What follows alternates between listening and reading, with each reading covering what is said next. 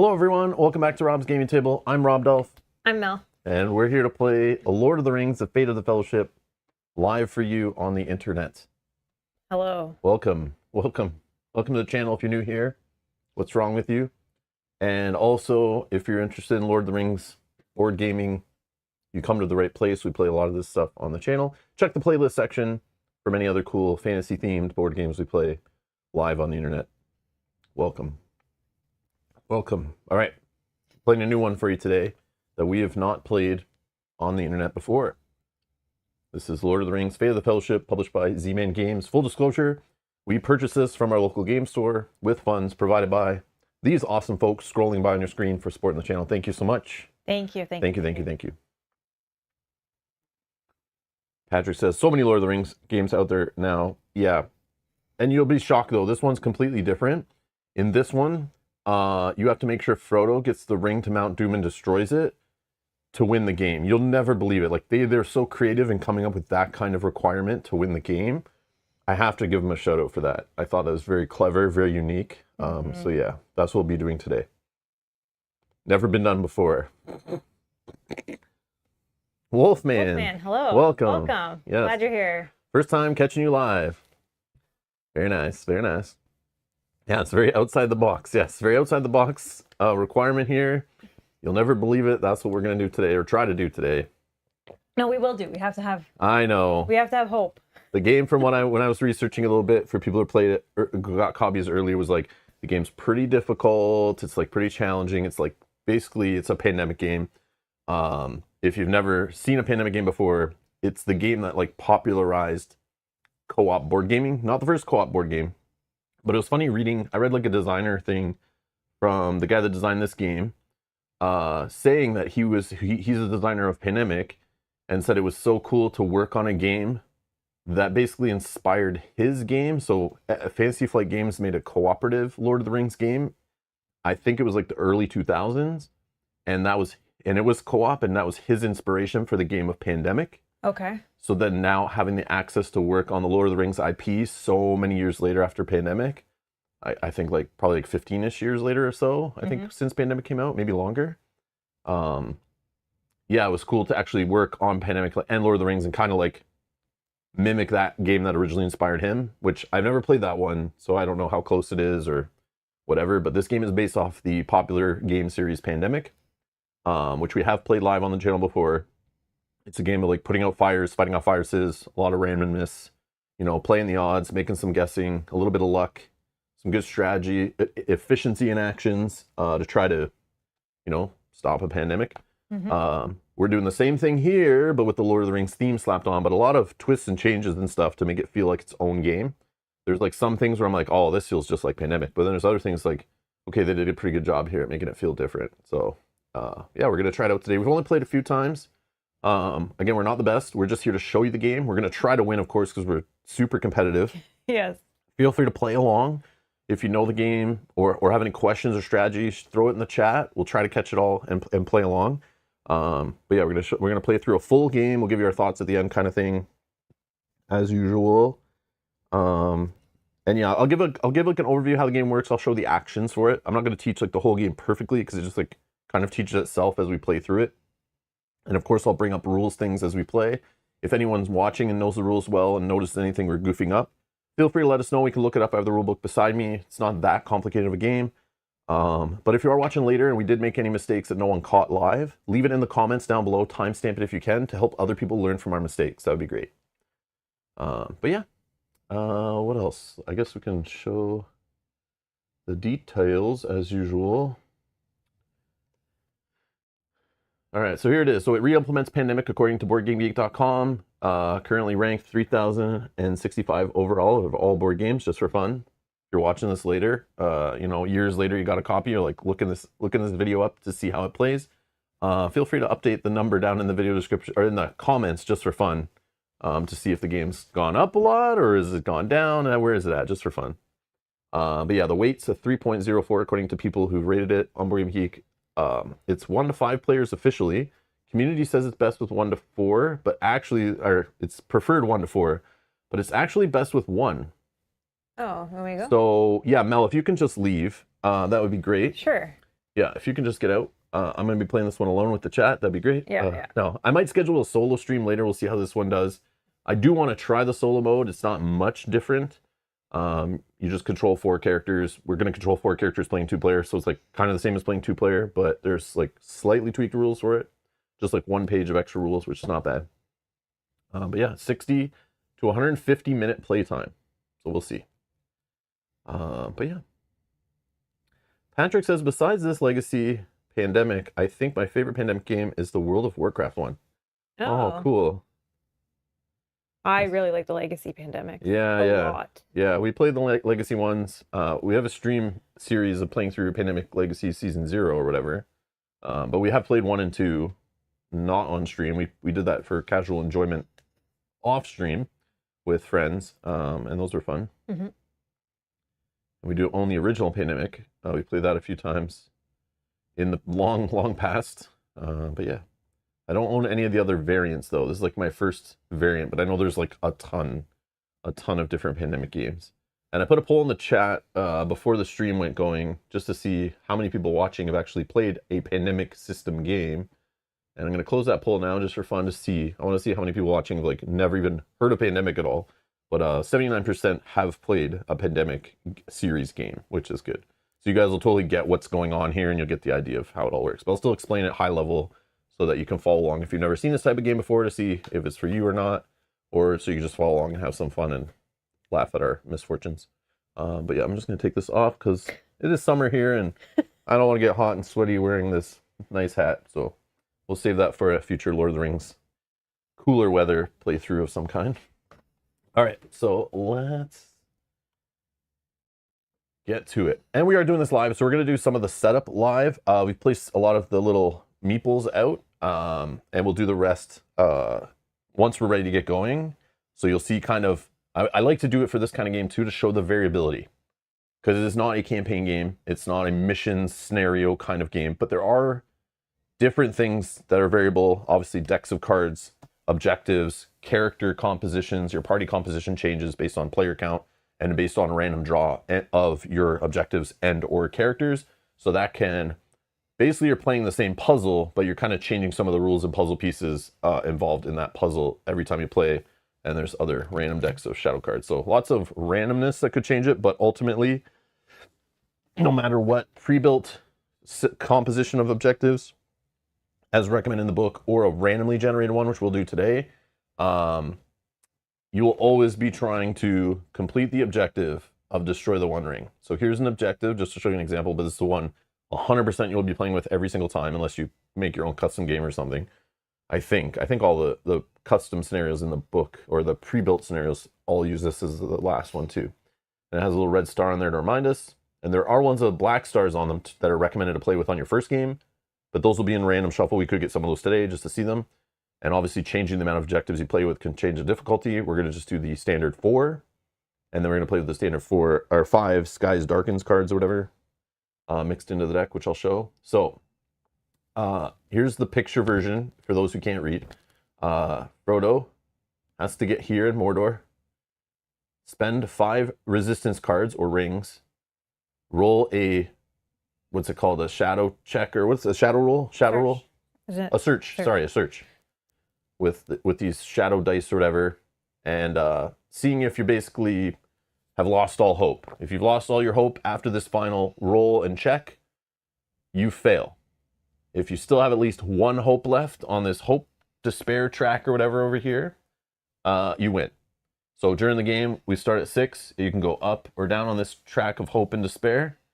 And when you do that final roll, you could lose some. And as long as you haven't hit the bottom of 0, you will win the game. But if it hits 0 anytime during the game, we lose. So we have to keep an eye on that. And we can increase it by completing objectives, by taking over enemy strongholds, and some other ways, like with Frodo has an ability or something. Mm-hmm.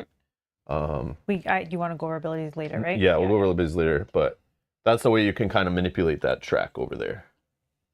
Okay, so the objective, all the objectives must be complete before completing this objective. So depending on the amount you play with, that can make it harder. Obviously, You could do the other ones in any order you want, and we'll randomly see what those are once we get to the setup point of the game. But here's basically what I said. You can see it on the screen there. And yeah, that's the final objective. Okay, so that's up there. That's what we're trying to do, is complete objectives. Oh yeah, I must point out here, the dice tower. Yes, Patrick brought it up. I forgot. I had it in the shot fully, but it was way too zoomed out. And I want you guys to be able to follow along as best you can, even though it's still kind of, things are small. This board is not that big, and it is busy AF. This board, when I first looked at it, I was like, that is messy. I don't know how I'm ever going to figure out what is going on here. But once you play it a couple times, you read the rules, it's like all makes sense. It's not that bad. And especially if you play lots of Lord of the Rings games or know the world, know the map, you know, that kind of stuff. Read the books, those things. You'll understand what's where and why it isn't it. It's actually quite a beautiful production, I think. Other than these little meeples. Thought you might say that. I don't know why they're just not using cubes, because you literally can't see that these aren't cubes because they're so tiny. And yeah, they're hard to like stand up because it's hard to tell which side is even standing up. And maybe it's just my eyes. I don't know, but they're just so small and meaningless. We just kind of throw them on the board and shuffle them around. Standing up, laying down on their heads, whatever. I think they're all standing up right now. I tried to make them all standing up, but even that, I like have to double check. Like, is that actually standing up? I can't tell, it's so small. But they basically... maybe thought they were cubes. Yeah, they basically saw... Yeah, I know. They saw what the Tiny Epic game series was doing, and they were like, hold my beer. And they were like, let's see if we can make even smaller components. This is where board gaming is going, though. It's called shrinkflation, where the world is headed, where they charge you more for board games, but give you smaller and less components. Yeah, this is a cost-cutting measure, I'm sure, but it does keep the game relatively affordable, I'm assuming. But the board can get cluttered. There is no limit to the amount of things that can be on a single point on the map, so it can get kind of zombicide-ish with like tons of stuff you're pushing around the board. Spencer has been a member for 50 months, 50. Spencer, thank you. Thank you, Spencer. 50 months. Sitting down with some nachos, ready to watch one of my most anticipated games of the year. I know Rob will be honest, even if it's Lord of the Rings. Yes. Yes. I will be honest, but remember, I should have said in my full disclosure statement, this game has Lord of the Rings IP slapped all over it, and very beautifully done, might I add. Other than the back of the cards, which are kind of boring, but hey, they're the back of the cards. I don't know if you can zoom in on the blurry one, but yeah, it still looks okay, but it's like kind of boring. But yeah, it's a very pretty game. You know, coming out of Asmodee, Z-Man / FFG. But yeah, it looks very nice. And so my Lord of the Rings goggles that I'm looking through, again, I always give that warning when I play Lord of the Rings games, just because I love the theme so much. I'm happy to be saying these names of places and playing with these characters, and reliving an awesome story, an awesome world. Sometimes I'm like, I'm okay if it's a little of a trashy game, or there's something not really great about it, or it just feels the same as some other game. You can go check out our playthrough of Lord of the Rings, a deck building game by Cryptozoic to see exactly what I mean. Which somehow I love that game. It has so much fun, but it definitely is a crappy game. But it has Lord of the Rings on it, and it's okay. I just have fun playing with it and looking at the movie stills and stuff. So anyways, keep that in mind. So I will try to let you know things I don't like, which again, these little meeples, you get over it pretty quickly. Another thing annoys me, as we're on the topic, these look so cool. I glued them together because they're like falling apart. I put some glue in there. You're bumping them. Yeah, I keep bumping them. They get in the way. They make things hard to see. Again, small little meeples everywhere. And then you have to, on like some regions where everything's clumped together in the middle here, you'll be putting like 9 of these Nazgul with like 7 meeples on there, plus our player character meeples, which are bigger. You'll have like, 3 of those on location. And yeah, it gets cluttered and you're like, what is where? I can't see anything because I have all these Nazgul flying over top. And then you go to try to grab your character out, and of course you like hook your hand on a Nazgul, which knocks all them over like bowling pins. But I'm sure when they were demoing this game, it looks sick and probably sells a lot of copies just on how it looks. Yeah. Which is cool for looks, but I guess my hands are bigger and stuff. It's annoying the size of everything, but it's still cool. I'll put up with it again. The things that would make me just like, this game's trash. I was like, it's still Lord of the Rings, though. I can put up with that and get through with it. And it's not as bad as I'm making it seem. So yeah, we're fine. Okay. What else? Let's go over the action. So we're going to go in turn order. You basically get cards in this game, just like in Pandemic. It's a set collection game. We're trying to collect sets of card symbols to spend them for varying actions. Those actions could be on your specific character, which every character is unique, has their own special actions they can do. But overall, you're taking turns where you are doing actions with each of your characters, which, oh yeah, you can see it here on the board. Your turn order is do 4 actions with one character, 1 action with the other. You can do it in either order. And you can switch each round, on your turn, which character you're doing 4 actions with, which character you're doing 1 with. You can decide, but you cannot do like 3 actions with the character, do 1 with the other, and come back to the first one. You have to complete a character fully. Then you just draw 2 cards. Then you draw shadow cards to kind of basically muster units for the bad guys and march them along to their destinations. And that is what all these colored arrows are on the board. If you see all these colored arrows, path, battle lines they're called, it's basically just a way on the enemy's turn to tell which way they're marching to, like which area they're marching through and which path they're following. That's all those mean. We can travel on them back and forth, no problem. They don't do anything to us. They're just colored to where to move enemies. They are basically, for us, for movement, they're the same as a white line. That's what we travel between. We can travel on those. The only thing that you have to worry about really on your turn is special paths. These ones have a requirement on them, like these here. You have to spend 4 stealth, or this one, 1 resistance, or there's another one with heart somewhere. Friendship. Right here, you have to spend 1 friendship to get through this path, okay?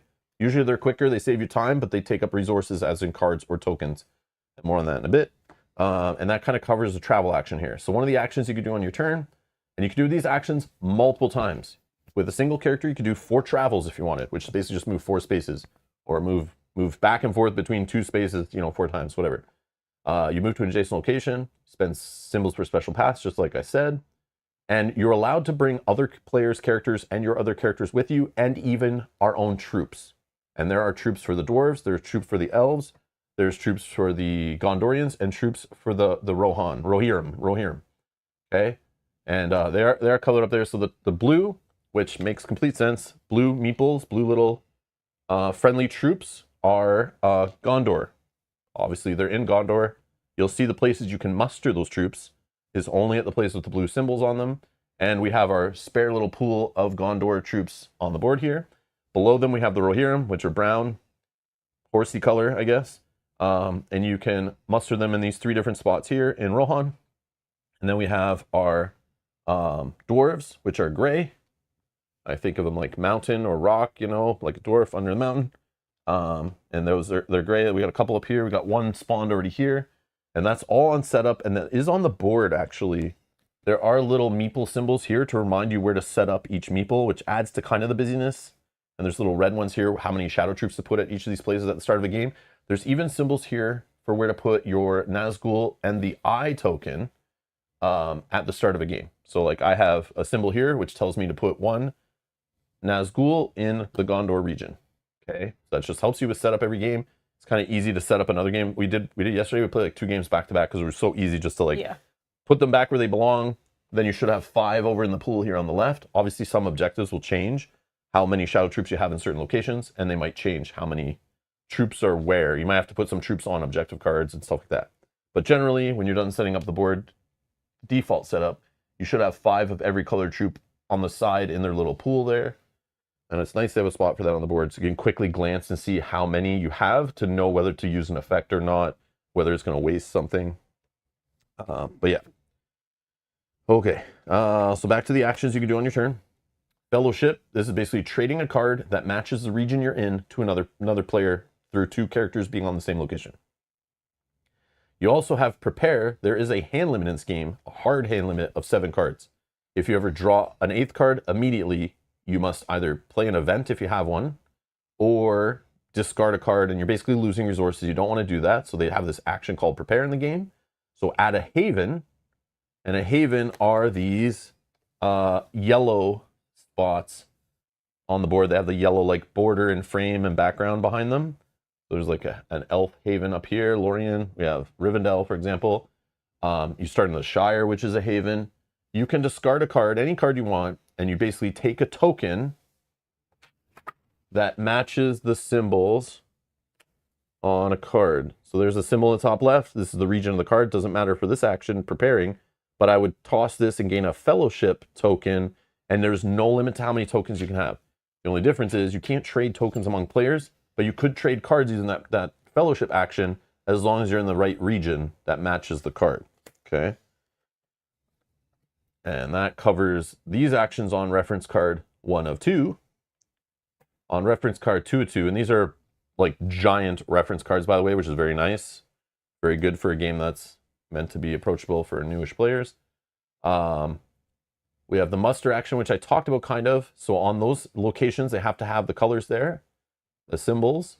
You can spend 1 friendship, so spend a card or a token, and then you would muster a matching friendly troop of that color to that location.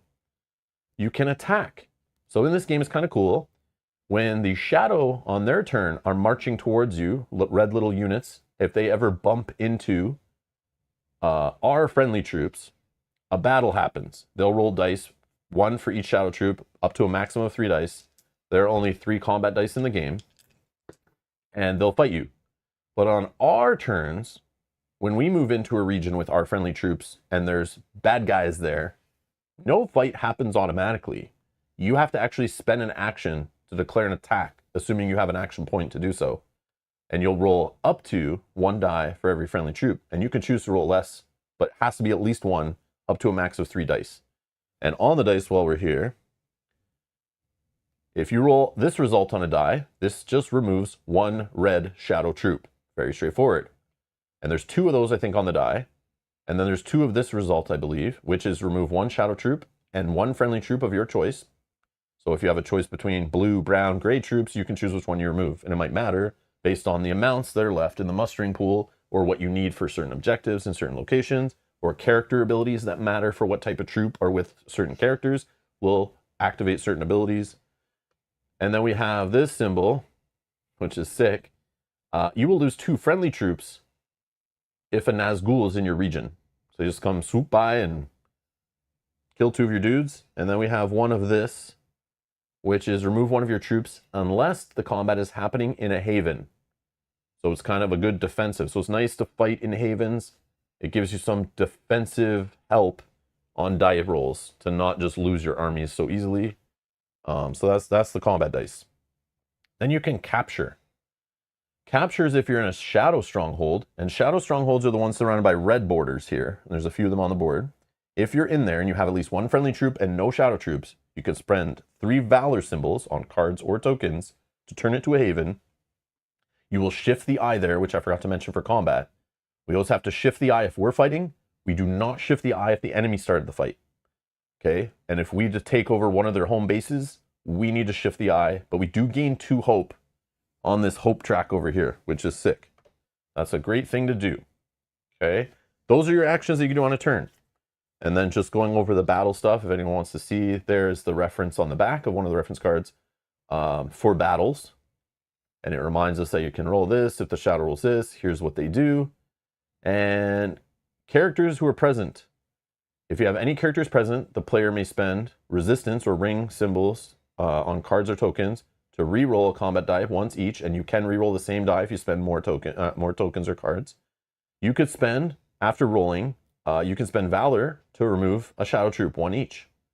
And Havens with Shadow Troops and friendly troops, with Shadow Troops and no friendly troops become strongholds and you lose 3 hope. So that you do not want to happen. So we need to protect the strongholds. I think this is the most, probably the highest way you would lose. The most common way to lose is by having Shadow Troops get into your strongholds, or your havens, and turn them to strongholds because there was no friendly troops there, or because the friendly troops there got defeated. So we need to pay attention to the enemies on what battle lines are moving along, which havens they're targeting on the cards, and try to learn. Every single game is different based on this giant deck of cards that can be different every time. And like a pandemic game, you'll only see so many.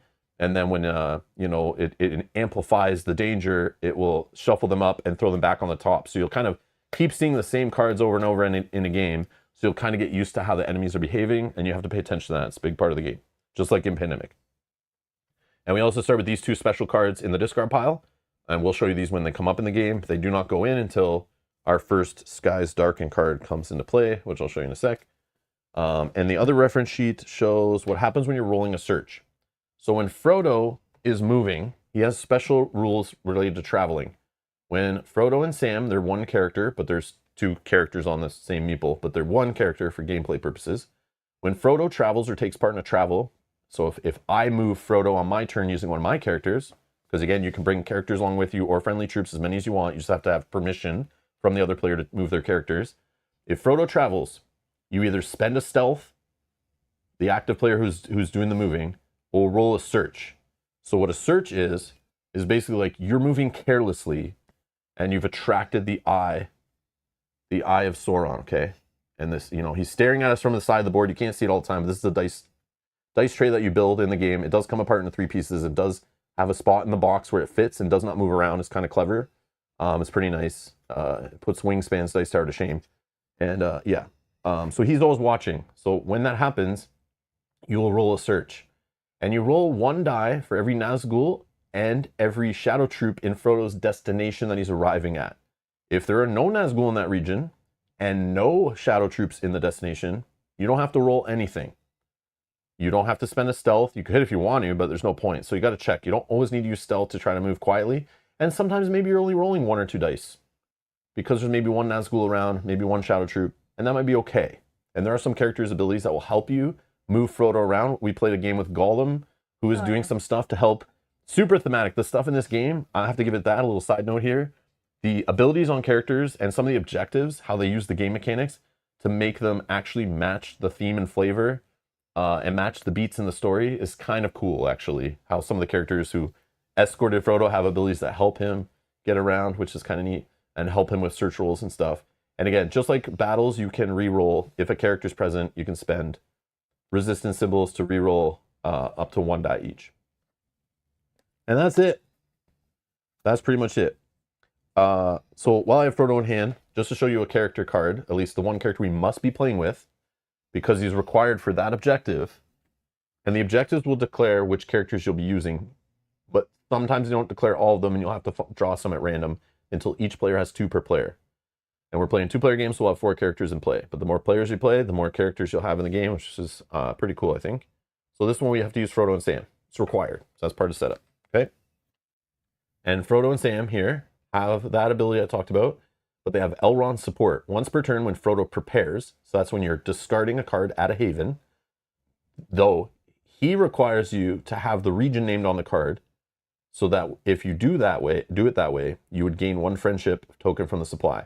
So he has a way to generate extra resources, assuming you meet those requirements. And you could try to make those happen by looking at the cards you randomly start with, or the cards you're drawing throughout the game, and maybe try to plot his path to those havens that match the cards you have to kind of generate extra hearts, which again feeds into this other ability here, Sam's Aid.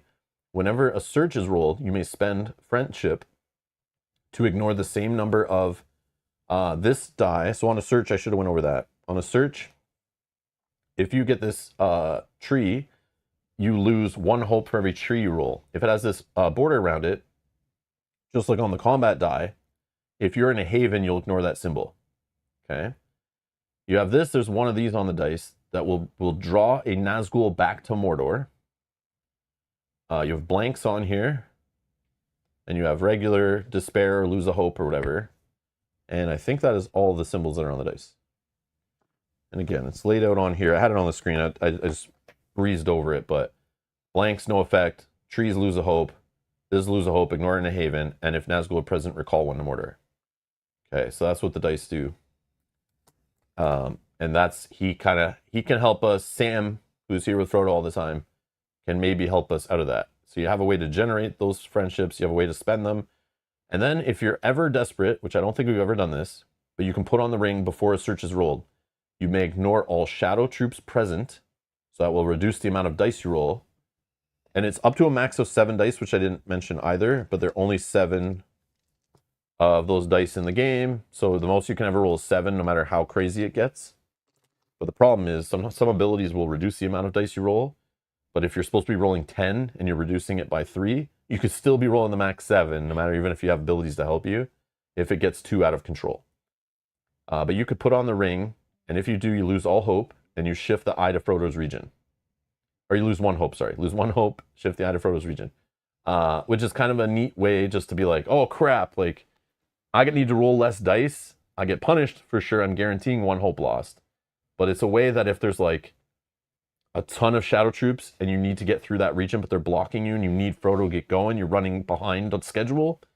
This is a way you can kind of push through. Could also be a final play where you just need to get into Mount Doom. Yeah, I think that's honestly what it might come down to, because there are already a bunch of troops there, and there are cards that can make it happen more. Like this one adds 1 shadow troop to every shadow stronghold in Mordor.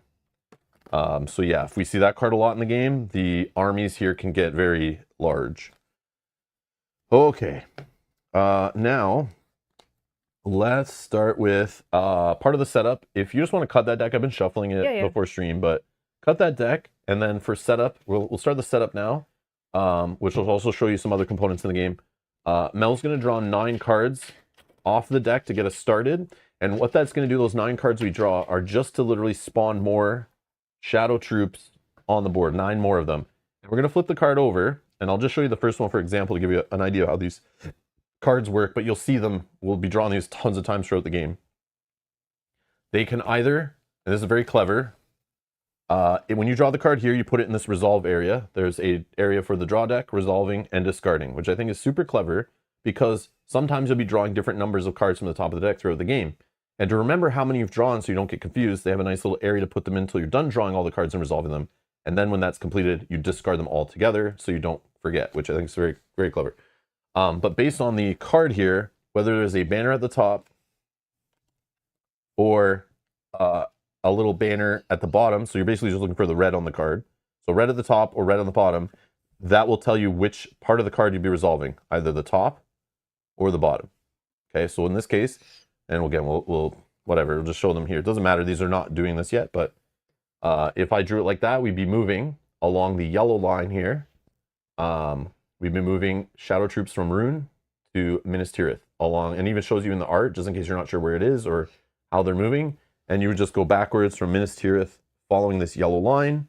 And if you ever bumped into troops, you just move them 1 forward, you know, and then these troops would all move here. Okay, that's kind of how they march, and that's it. That's how you resolve the top half of a card. And if you ever have to resolve the bottom card, it just tells you put 1 troop in that location. Again, the location should be on the card. So if you notice, Rune keeps coming up. Whether you draw this card for this or this, you can kind of keep a mental tally of which places are the hottest ones you're seeing a lot, or even the places that they're attacking. So if Minas Tirith keeps coming up a lot, we need to know that's a place we maybe need to defend. Maybe need to muster some troops there. Maybe need to block some of the paths to Minas Tirith because they're going to be the ones we have to worry about the most.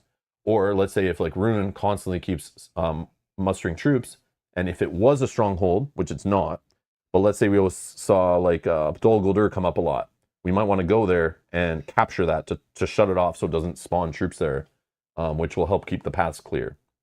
And then each card will have another thing you do after adding troops, one of 3 different things.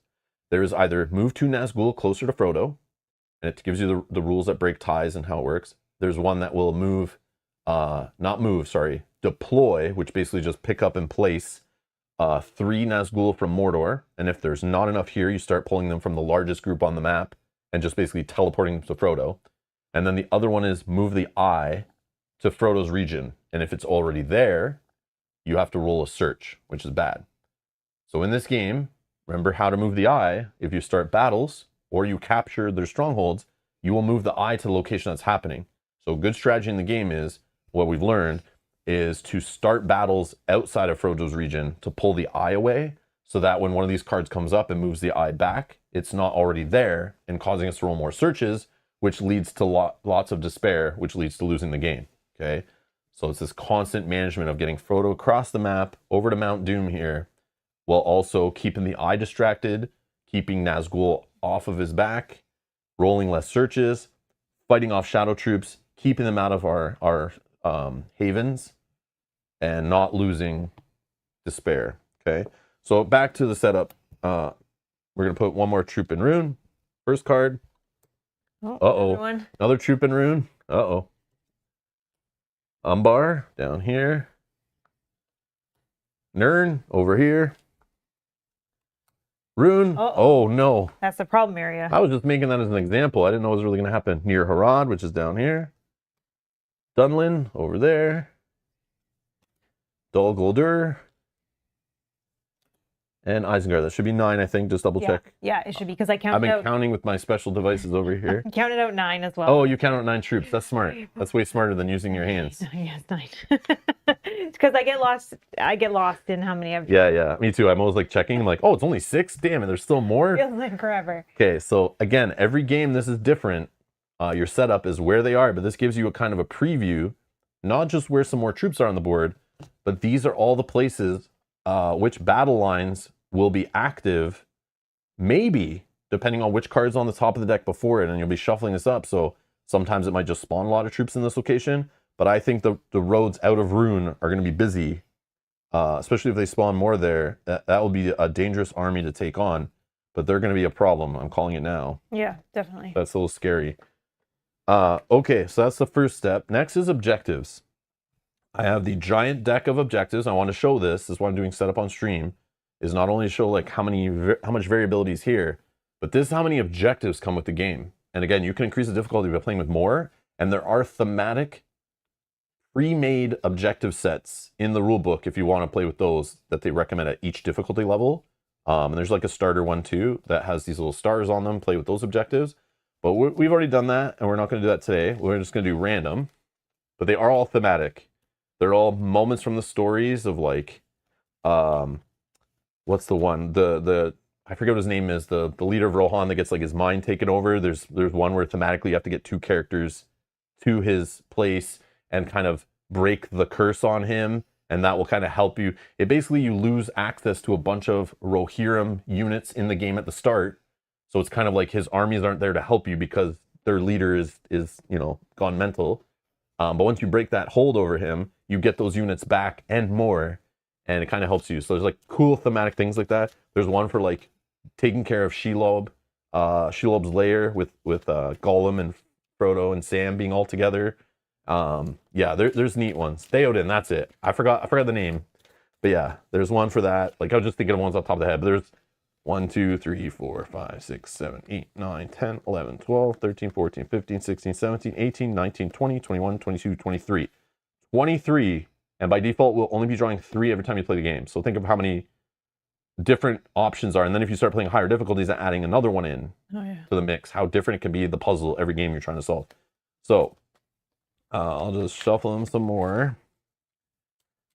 Okay, our first objective. And if we lose horribly, I just want to say we are doing this live. We've not played with all these objectives. We've only played a handful of times, not even. So we're doing this random. This is kind of fun, a little scary. Hopefully we don't lose too hard. We'll try to win. But yeah, we're probably going to be playing with characters they've never seen, objectives never seen. So let's all try to make this happen together. We're going to take our time today, try to play it. But I just want to show that's like one of the coolest parts of the game, how it's not just playing Pandemic over and over again, like the base Pandemic, you know? Here come the excuses. Yeah, we're already making excuses. Just building it up. So if we do win, it's going to be extra epic. Okay. Shield Maiden no longer. So this will require us to use Eowyn in our game. Okay. And it has a little picture here to remind us, so just at a glance, everyone at the table can remember what our objective is, even though this is confusing. If Eowyn is present, when a battle is rolled, she may spend 2 Valor to change 1 die to the Nazgul grab 2 dudes symbol. Complete this objective if both of the following are true. Eowyn has destroyed at least 2 Nazgul, and you're like, but wait, how does she destroy Nazgul? Oh yeah, it's on. Let's take a look at Eowyn's card. This will make more sense. Here's Eowyn, everybody. She starts in Edoras. She has an ability called the Shield Maiden of Rohan. When Eowyn musters in a Rohirrim location, you do not need to spend friendship. So she can make brown little meeples for free. Oh. No living man am I. If Eowyn is present, when a battle is rolled, remove 1 Nazgul in her region from the game, completely gone, for each one of these symbols rolled. Oh, okay, and that's 1 in 6 chance on a die. So I guess when you're fighting with her, you might be wanting to roll like extra dice even though you don't need to. Yeah, just to get that result. And you do not lose the friendly troops.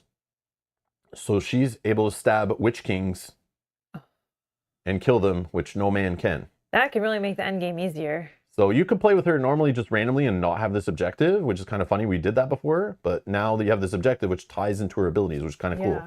Okay. She's here. So you have to have destroyed at least 2 Nazgul. So you might need to be like going to where the Nazgul are and causing fights just for no reason. Well, or you could spend the swords, if you have the swords, to change a result to that die.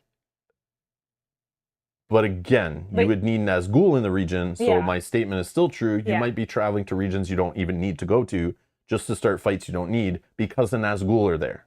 Sure, that's true. So that you can actually defeat them. Because it doesn't work if they're not in the region, just so you know, right? Yeah, no, I know.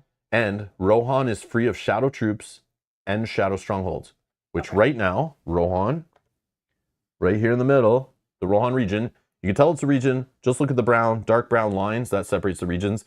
And they have giant brown text in each region. So this is Gondor, and this is Rohan. Okay, just so we're clear. And this is Mirkwood. Okay, you got Mirkwood and Rohan and Gondor. Okay, that's how you say them based on the size of the text. If we're clear. Okay, and then when we complete this one, you gain a hope. So in this game, we've learned we start at 6 hope. You might be able to capture a stronghold early, get up to perfect 8 hope, but then you start doing objectives and they're giving you hope, but you're already at max hope. You can't store hope. You lose that hope. And later in the game, all of a sudden this hope meter might start dropping crazy if your Frodo's in some trouble, and you'll wish you'd save this objective. So timing your objectives and when they gain hope so that you're not losing hope that you could be gaining is a nice little dance that I think is a good part of the strategy. And a cool complexity layer to the puzzle. Like timing is everything. Sometimes you just have to do this because it's lined up and you just got to get it done. And we're near the end of the game and you need to get Frodo on Mount Doom. And remember, we can't do Frodo's objective until all the others are completed. So this hope could just be lost. So that's one objective. Our next one. No way. What you're talking about. I was thinking that might happen, but it was like not likely. The one that I give the example for, Free Theoden's Mind, is right there. So we've never played with this. I was just reading through them and was like, saw that one and thought it was funny and it stuck with me. But this one, we will place 4 Rohirrim troops on this card. So we lose access to 4 of them out of the 5 we have in the pool off to the side. So having Eowyn in the game, this I just realized is bad. Yeah. We have Eowyn that can muster them for free and we just lost access to 4 of them. That is bad. This is automatically like a bad combination. Yeah. We could be in trouble here. Do this fast. Yeah, we need to prioritize this ASAP, so we can use those friendship tokens with her to make, or not. We don't need to use friendship tokens, just to make more troops. Yeah. Okay. So the Rohirrim troops on this card may not be used until the objective is complete. Complete if, as an action, a character in Edoras spends 2 friendship and 1 resistance, while at least 1 other character are present. You can't convince them by yourself. You need 2. When completed, put the troops on this card in the supply, add up to 2 Rohirrim troops to Edoras, and gain 1 hope. Okay. So this is one where I like, even if we had full hope, I'd be like, let's just do it to get these guys back so we can muster them and like get big armies going to help control the shadow troops.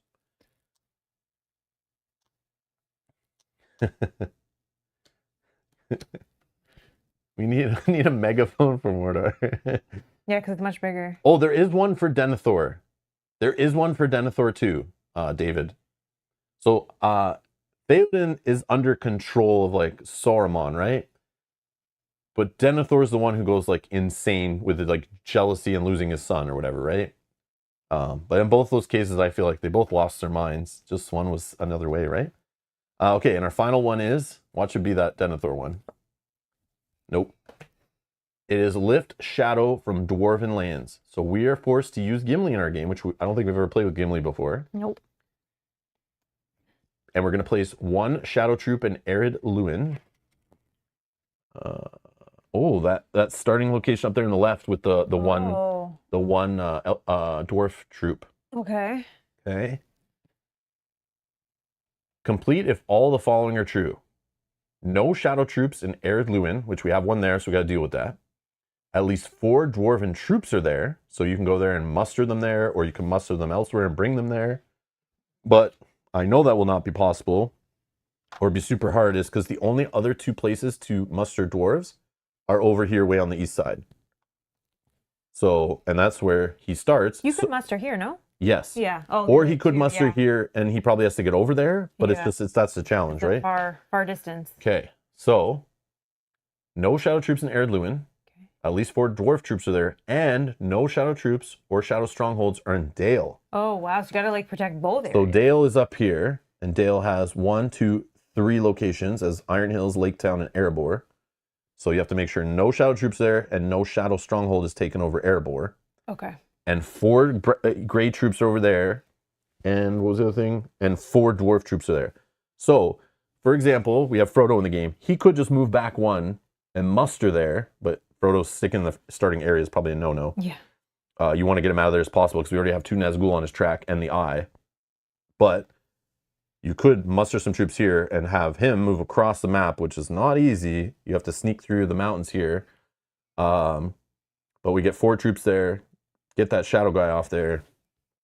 It could all be done without bringing him over there, though, is what I'm trying to say. Could be, but And we'll see what other characters we yeah, get, right? Yeah. Do you want to look at this while we have his? Yes. So here's Gimli. Oh yeah, let's finish this. Oh, when completed, the current player may gain 2 Valor tokens from the supply, and you gain a Hope. That's pretty cool. Okay. And those are our objectives. So we got to complete all 3 of the objectives in any order before we can do the final objective. Okay. Okay. So the order matters. Sometimes you can kind of make a plan of like based on where people are, where the game is flowing. This one before this one would make more sense, which I think this one makes a ton of sense. 100%. To kind of focus on first. But you could also be doing this one at the same time and that one too, taking advantage of opportunities. This one we could get very lucky based on the cards you get right off the top. True. Or whoever gets this character. True, and we'll draw our cards in a second. So this is Gimli, son of Gloin. When Gimli musters in a dwarven location, you do not need to spend friendship. Oh, that's so cool. that's a good way to get the... So we have another way to muster units for free, which is, well, other than spending actions. Yeah. Then he has his own action, Dwarven Craft. Once per turn, you can gain a Valor token from the supply. And again, those will help kill shadow troops and other things, I'm sure, that may come up. And then we'll need a random, but we can do that. Okay, so objectives I'm going to set off to the side. Okay. You shuffle that up. And here is the random characters. So this is how many characters in the game. And of course, there's a lot. We saw a lot of objectives. There's a lot of objectives tied to characters. And then there's characters you may just randomly play with. That changes up what's happening. So we have 3 of our characters so far. Yep. And we're playing a 2-player game, so we need 4 characters total, 2 per player. So we're going to get 1 random character.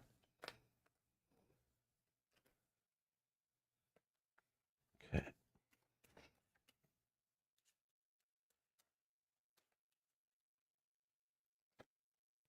Yes. Oh, perfect. Yes, yes, yes. I don't know if he's going to be great for this scenario we have set up, but it's Gandalf, which is awesome for me. All right. But I don't even know if I'll play with him, but based on how we randomly draw. Well, you'll get 2, and I'll only get 1, so you have better odds of getting him. All right, so Gandalf starts in Tharbad. When Gandalf musters, add up to 2 troops to his location instead of 1. So, man, we have the combo for making troops this game. Yeah. This is not always the case, let me tell you. Sometimes mustering troops in this game can be like trying to squeeze juice out of like a rotten orange or something. I don't know what the thing Something is. that doesn't give juice. Bob has been a member for 34 months. Yeah, trying to squeeze orange juice out of From a a rock. rock. Yeah, Yeah. that's what I should have said. Yes. Hello again, Mel. ... And Rob, what's with the spoogles, Rob? Eyesight failing, is it? Ain't getting old, a biatch. Oh yeah, Bob probably hasn't been around for a while since the new spectacles. Yeah. Had them for a little bit. Yeah. I keep forgetting to wear them a lot, but I supposedly need them for certain situations. Because, I was getting random headaches all the time. And I thought it was just from playing board games live on the internet with awesome folks like you in my live chat. But it wasn't. It was maybe due to my eyesight. Who knows? But, thank you. Thanks for noticing. Bob, welcome How dare you back. pick on me for getting older? I would never do such a thing, Bob. How have you been, Bob? Hope you're doing well. Okay. Let's see here. Where was I? Shadowfax. When Gandalf travels alone, which I'm assuming means with no friendly troops or other characters, he may move 2 locations away. He may not use special paths when he does this. So thematically, like he can run away, muster large armies, and come back to save the day just in time. And then we have Light and Flame. If Gandalf is present when a battle is rolled, you may spend Valor to change the same number of results to any results you want. Same number of dice to any results you want. So you can just predict the outcome of battle, basically. Okay. And we did play with him in one of our games, and that reminds me there was an objective that there is one of the objectives in the game that actually like removes him from the game if you complete the first part of it, and it brings him back later in the game as Gandalf the White, and he gets like a superpower, which is kind of cool. That one was fun. So I don't know if you want to just play Gandalf, you can take that one and shuffle. Let's do it randomly. Gandalf is always a good choice this one. All right, you pull your one character, and I get the other two. All right, so you got I'm happy Gimli. with this. I'm happy with this. And I got Eowyn and Gandalf.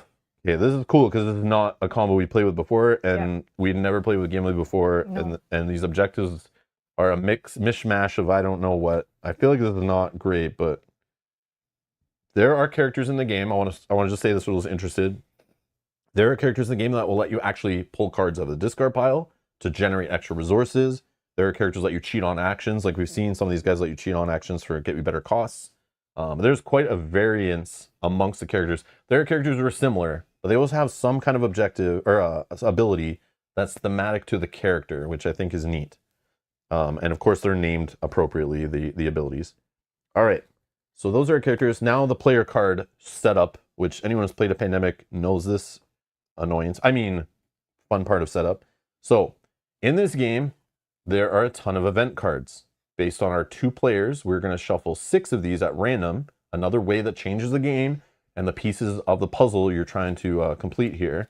So I'm going to shuffle these up, and out of these cards, I believe there's 12 of every suit or every type. So we have, again, Valor, Stealth, Friendship, and Resistance, or we might refer to them as Swords, Stealth, Hearts, and Rings. There's a lot of rings at the bottom, so get that. Yeah, well, we're going to shuffle this. Shuffle going on here. But I just want to show that that's the deck by default. And then we're going to shuffle 6 cards here. You can shuffle this, and then we'll shuffle it again after we shuffle the events. Did you guys know you're going to come here to watch us shuffle? Yeah. Welcome to Rob's Gaming Table, where we put you through the pain of setup.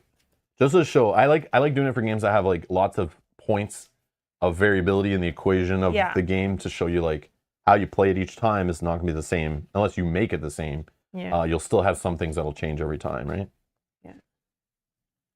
Also, if we get really lucky, we don't want you guys to say any shenanigans. Yeah. Rob started with the hat. You missed it. Yeah, I had the hat on at first, don't we, dude? But it's like warm here, so right now, middle of the summer, so I'm like, I'm not gonna wear it all. I don't want to sweat as we're playing this all day, so I just had it on at the start for fun. Okay, what does that even mean? Cloaks? Yeah, it could be cloaks too, yeah.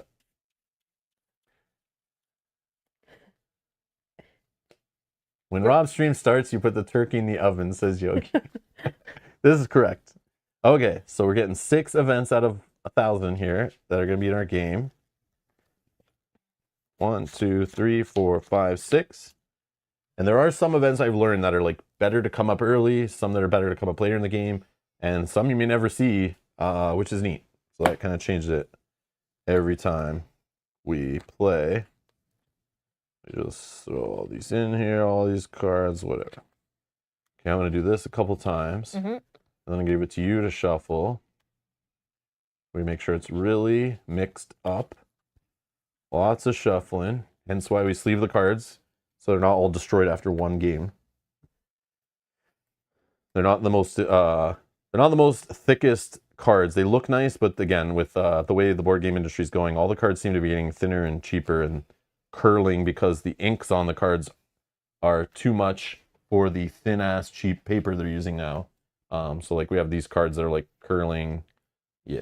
So it's like you might want to sleeve them to stop them all from rolling into a tube. But yeah, they look nice. They're just shit quality. But all right, here you go. Again. Okay. So the Sky's Darken cards, which I didn't show, I guess.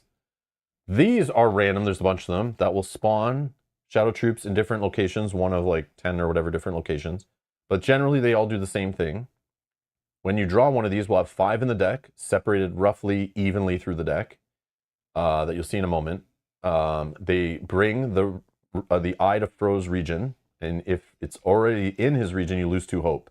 So that's another reason why you want to create battles or take over strongholds or get Frodo the hell out of the region with the eye, because we lose hope that way also, not just the shadow cards. Under the cover of darkness, this will add 3 shadow troops to a location that normally doesn't spawn shadow troops. And the crazy part is, it's like, okay, they spawn on a location, who cares? We don't have to worry about them. But I noticed all the locations seem to be along battle lines, so they could get picked up along the way as they're moving along and continue marching to the destinations of other armies. So, for example, we talked about this army over here that we should worry about, maybe marching to another, a haven. But all of a sudden we're like, okay, we have like many turns or many cards, and it may not happen too quickly. And then all of a sudden the game could drop some troops right here. And then literally the next card that comes up, instead of just moving this army along this orange line, it now moves this army along that orange line that just appeared out of nowhere. And boom, just like that, you lost 3 hope. So these can be super annoying and can really be unpredictable. And I like the way there's so many of them and you only play with 5 by default. Because you never know what's going to happen in your game in which order. You can't plan for these, which I think is really neat. But it also intensifies the deck. So you'll shuffle that shadow discard pile, again with those other 2 cards we've not seen yet in the deck, will all shuffle, get put on top of the deck. So you're going to see the same battle lines and the same armies grow and move. But sometimes based on how they're drawn, which I think is clever, you might have an army moving along to a region and you think, oh, they're always moving along this blue line based on cards we've seen. But then all of a sudden they stop somewhere and then the yellow marching card comes up and they go like the opposite way. Yeah. And all of a sudden you're like, never had any units there, not protecting it. And out of nowhere, this army who you thought was threatening some locations up here is now all of a sudden marching down this way out of just randomness.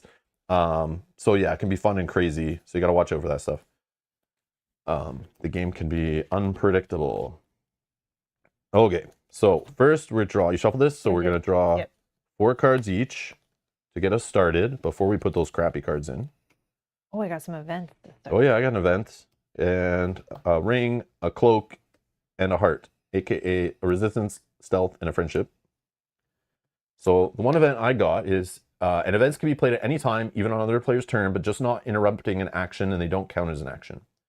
And you can play them between drawing cards off the shadow deck, not during, but in between. So if you draw 1 card off, you resolve the card fully, but then between drawing your next card, you could play an event if that matters, just like Pandemic.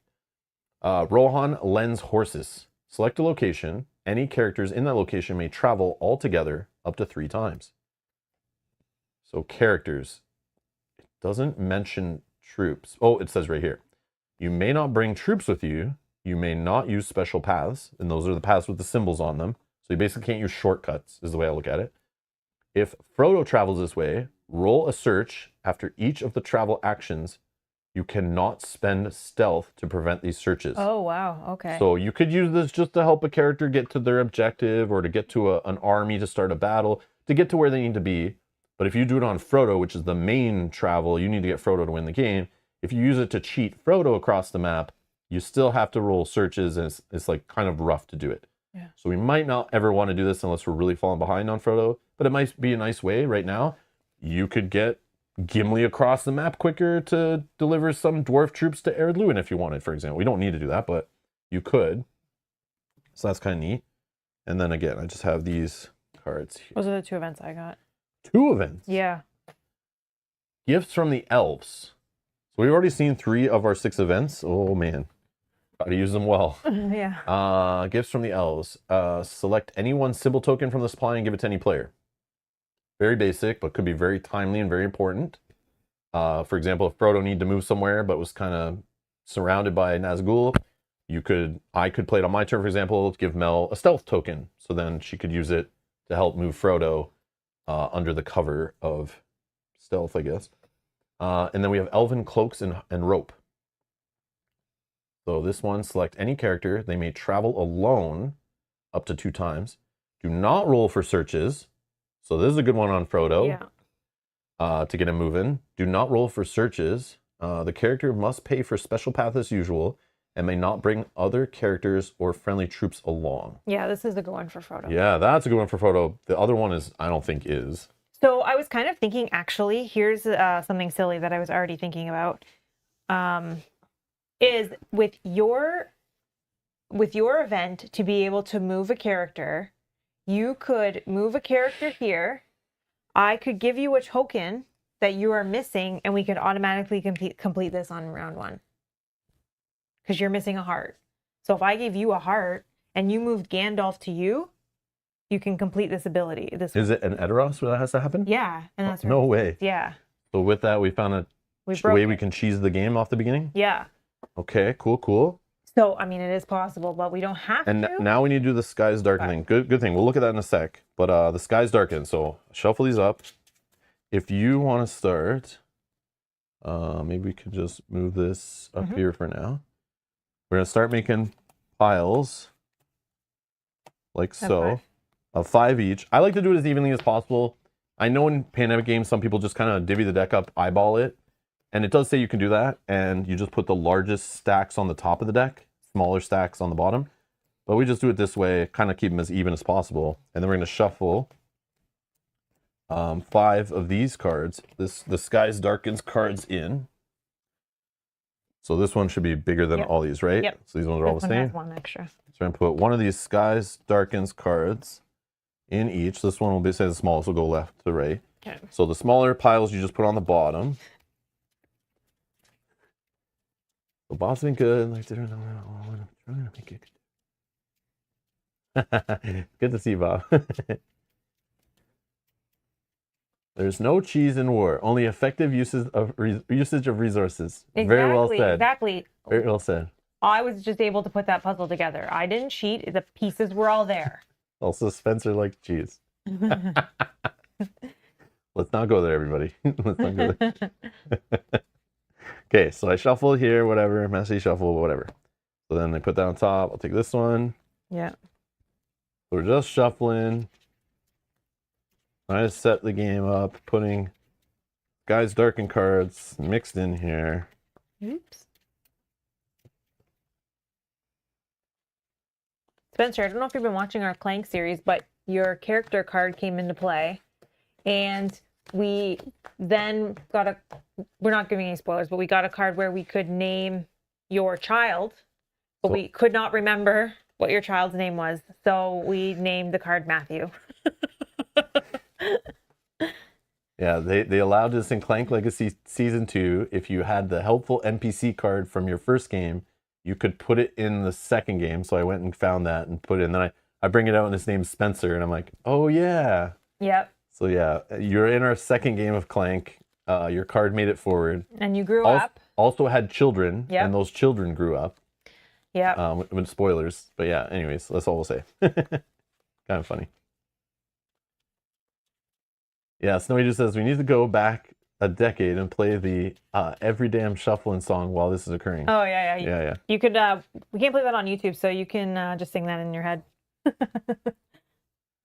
I'm sure we could play it. It's just, then we make no money from streaming because it all go to the company that owns the rights to that song. Yeah. It'd be great. Okay, so that is there. That's there. I think we're all good to go, other than the first player is the one who is and this is another cool thing. You look at the bottom of all the cards you drew, and each one has a number. And at first I was like, I don't know what these numbers do, but the lowest number is who gets to go first at the table. But the numbers are actually tied to trivia in the Lord of the Rings universe. So 13 dwarves set off from Bag End to Gandalf to go to Bag End with Gandalf to go to Erebor. 50, Bilbo's age when the adventure had suddenly befallen him. 21, the hall in Moria containing the chamber of Marzabul. Okay, so my lowest number, for example, is 13. Mine is 27. Okay, so I'm first player then, based on that, which is kind of clever. But before we get started, that setup, again, took like an hour, and how the game works, explanation. But I'm going to take a quick little break, and we'll be right back to start the game.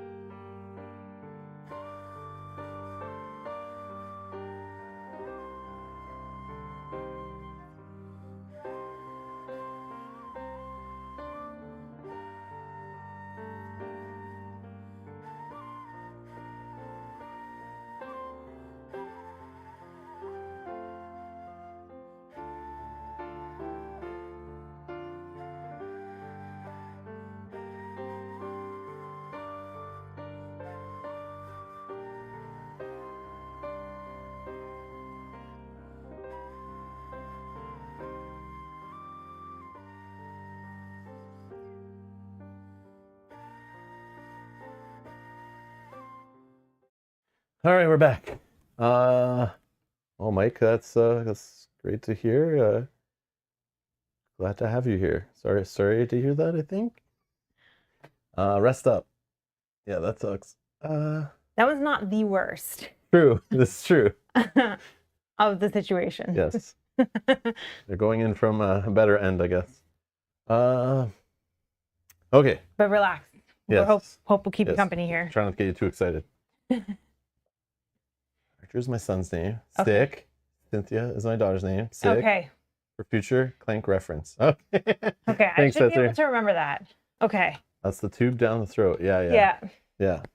Not entering other entrances. That's what I was getting. Anyway, all right, let's get to the game. Okay. No talking. Yeah. Okay. So you're going first. I'm going first. And I have these symbols. Now, here's the clever part of the game, which I struggle with every single time it comes to my turn is, again, I can do 4 actions with one character and only 1 action with the other character, and the order can be flip-flopped, but I must finish activating one character completely before the other. So sometimes it's like, you might want to move one character first so he gets in the region with a different character, but then you're also worried about what the other player is going to do and which actions they're doing and where your characters need to be, maybe to help them, to trade cards, whatever. But also to line up objectives and to keep it on the armies marching. I feel like just an overall glance here is like this Gimli sitting here who can muster a lot of dwarves, which we know are not restricted right now because the only ones that are restricted are the Rohirrim because of that objective. He might need to deal with this. Yeah. They might need to move a bit first before we care.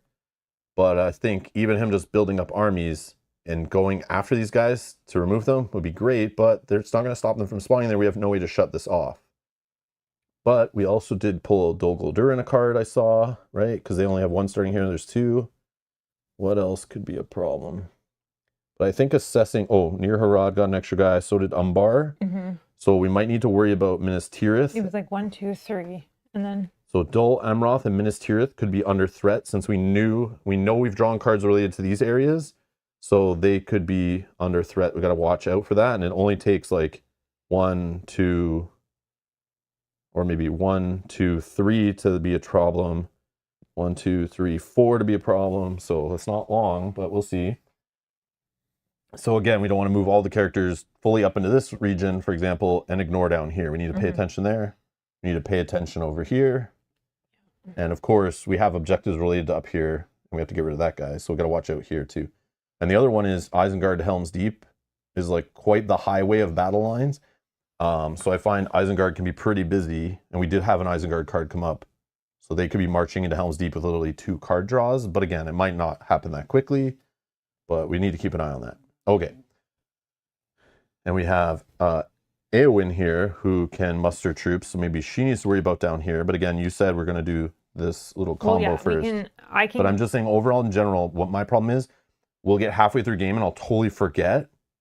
And I'll move this character like chasing down an army way over here. And then, whoops, this is where the real problem was. And it's like other characters might not be able to get there that fast. Yeah. Gandalf obviously can run around alone really fast and get to places. Yeah. Well, the other thing is potentially instead of Gimli staying in Dale area, which you're right, it is a problem because we also have to keep it clear for the objective. Yeah. Is potentially he starts moving his way down here after maybe he makes some units, and this guy is kind of like covering this area. I don't know. And maybe he comes. She doesn't travel fast though. That's the problem either. So. Well, hopefully we have time. I mean, hopefully it'll depend on where our cards are. I say you just deal with this so this doesn't get taken over and or this. Like, kind of that's his focus for now. Yeah. Meanwhile, somebody else, like maybe Gandalf, goes up there to muster the dwarves that are needed for Erd Luin, while Frodo GTFO out of Eriador. And like you said... Yeah, unless you... Because this one... Who are you thinking of moving to her to get that completed? Gandalf can do it fastest. Yeah, true. Okay. Okay. Not this one. This one. No shadow troops are in Erd Luin. Where's that one? Erd Luin? Yeah. It's there. That corner location. That's where that's a hotspot is. No, that's this one. I'm looking at the wrong one. Sorry. Edoras? This one is one. You have to throw Harem troops.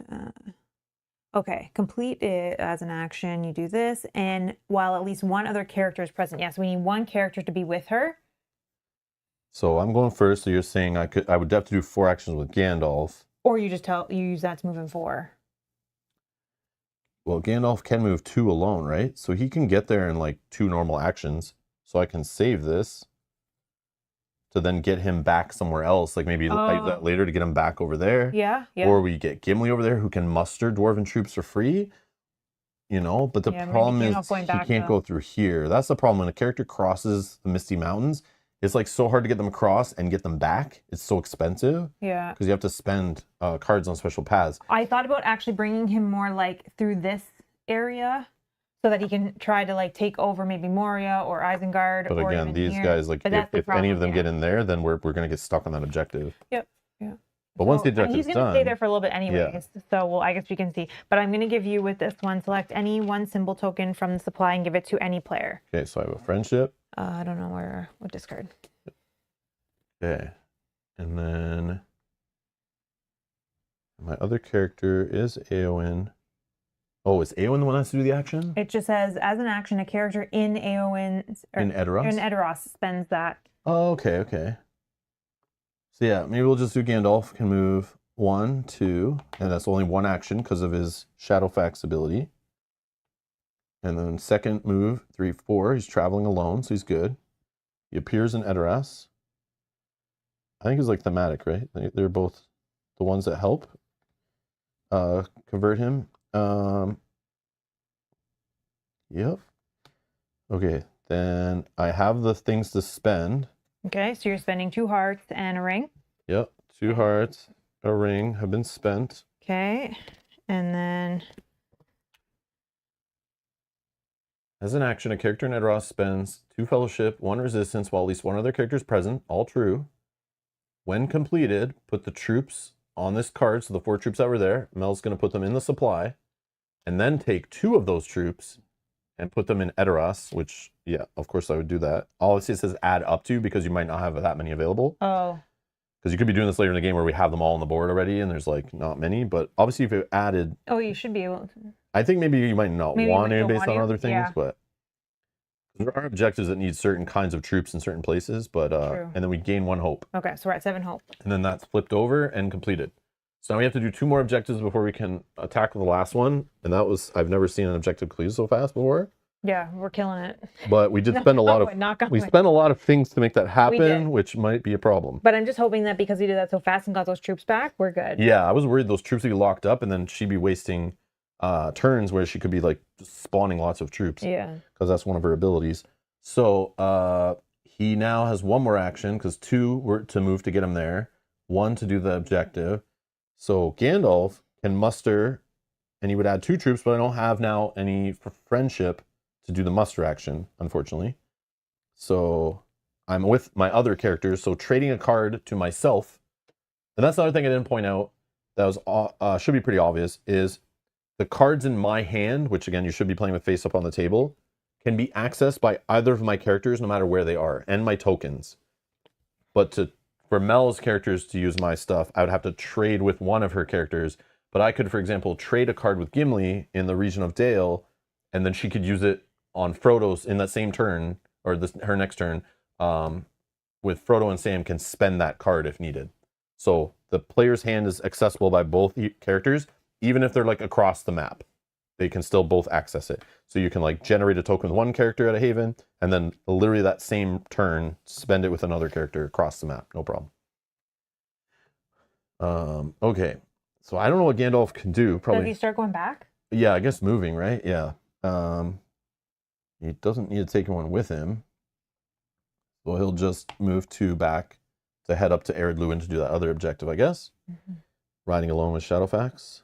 And it's not a once per turn. He just travels alone. He may use 2. Yeah, okay. No special paths, though, when he does it. All right, so Gandalf, completely done. 4 actions. You don't have to do all 4 actions. You can always just do less than that. That's fine. But once you're done activating him, he can't be activated again on this turn. Then Shieldmate of Rohan, Eowyn here. I will probably just muster. Yeah, just muster another Rohirrim while I'm there. And that's her one action on the turn. And I'm done, so I will draw 2 cards from a player deck. So I got another Resistance and a Valor.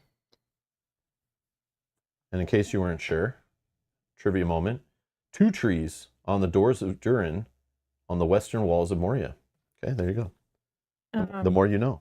Before we draw these, I'm just going to read James's comment here. It says, "Hi, first time catching you guys live. Just discovered your channel about a month ago. I've been watching many playthroughs, specifically Iridia, Skyrim, Adventure Game. Poor Kyle, you guys rock." I don't know exactly what the poor Kyle means, but what did we do to Kyle? We pick on Kyle. Or did he lose Kyle something? doesn't win sometimes, and it looks like we're picking on him. Thank you so much, James. Thank you. Welcome. Or we betray him in the game sometimes. But sometimes Kyle and I team up on Mel too, Yeah. and she gets. Or vice versa, we team up on Rob. Yeah, that's true. I get Yep. outnumbered a lot in games. Okay. Okay, so now based on our threat, we're drawing 2 cards. So here we're looking at the bottom rune. Oh, another troop and rune. Yeah. And then shift the eye to Frodo's region. If it's already there, which it is, roll a search. Oh no! So we're rolling 2 dice because there's 2 Nazgul there. Yeah, that sucks. Yeah. So what I really should have done on my turn is start a battle outside of that region. That's normally what we would do on that first round. But I think that's not terrible still. Like, we just lost the hope you gained from that. Yeah. Unless you spend a ring, which you don't have. So you could have re-rolled the die, but whatever. Okay, card number. You're trying to build up to 5 rings, so I don't think you spend any of your rings to roll. So. Okay, we're looking at the top. So Umbar to Helm's Deep following the orange line. Oh, you start at the end of it. So I go to Helm's Deep. I start following the orange line, going back towards Umbar. And if I bump into any troops, I move them 1 space. Okay. Well. Now it's your turn. I think we use Gimli actually to... Thank you, James, for the kind words, by the way. Once per turn, as an action, I can gain a sword, so we're going to do that. And then I think I use my other 3 actions just to muster 3 units. I think I want to build up with Gimli before we go anywhere. 1, 2, 3. Frodo. I can use this event to move Frodo 2 times without rolling searches. Oh, we could have done that. You could do that at any time. But I still couldn't have got him out of the region. Oh, okay. Yeah, the first region he starts in, it takes like 3 moves to get him out. Yeah, but I could use this. But if you're not starting combat on this turn, you need to get him out. Yeah. So I will use this. So he's going to travel 2 times. Select any character that may travel up to 2 times and don't roll for searches. Okay, well, his first one. What cards do you have? Do you have anything you can pitch for his ability to turn at a haven? Misty Mountains and Rohan. So if you get to Helm's Deep, or if you can go to Fangorn Forest, you could pitch those cards to turn them into extra friendship plus the symbol on them. So it can generate some extra hearts for later when we roll searches. And we can prevent some of that hope loss with Sam's aid ability. I think I need to end my turn here. But that... Oh, that would cause a search. So if you... Yeah. So you could move once, roll the search, which sucks, and then do the move on the card for the last part, because you have no stealth. Or I could go 2 to here, and then I move into here with rolling just 1 die. I'm on a haven, so I'm probably... It's better than, I think, rolling the 2 die here. Whatever you want to do. Yeah. So 1, 2, those are my free. That's here, That's for my event. No search rolls. Then we're going to move... So you're only doing 1 action with him? Yeah, because I did my 4 actions with Gimli. Okay, we're going to move into here. What did he do? Just make 4 troops? And 3 troops in a... Oh, and that nice. Yeah. Okay, and then I have So Frodo moved, did not spend a stealth. So now you have to check, are there any shadow troops at the destination? No, so no dice for that. But 1 die for the Nazgul in the region. So we'll roll 1 search die. And we lose the hope. Wrong one. Dang it. Unless you spend a heart. I don't have. Oh, a heart. Right? Isn't that what the thing is? Yeah. Whenever the search is rolled, you may spend a heart to ignore the same number of these results. I will do that. Yeah, okay. I will do that because I don't want to lose hope that fast. Okay, that is my turn done. Drawing my 2 cards. Oh, there's a ring. Okay. Oh, we have the 3 swords. So if I do get somewhere with Gimli, we can turn something. Yes. Could stop Dol Guldur, or even Frodo could by like moving into here, for example. We just gotta get those. Maybe those units will move. We'll see. Okay, so I'm now drawing 2 Nern. Nern. And Move 2 Nazgul closer to Frodo. So this is close, this is close. So you can pick from these 3 basically and move 2 into there. I'll pick. I'll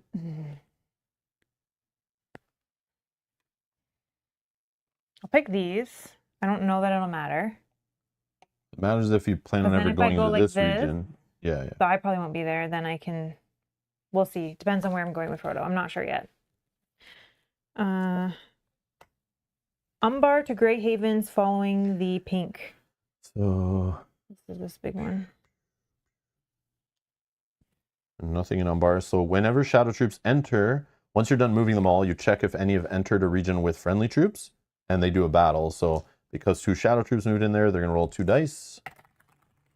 And actually, the 2 are going to get defeated, but also the friendly unit gets defeated. And there's no characters there. Our characters to spend resistance to reroll. So we just take the dice as they come. Okay. My turn? Yep.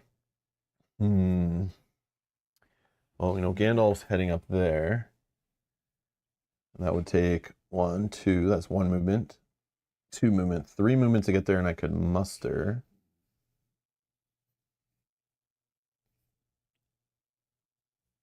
Or,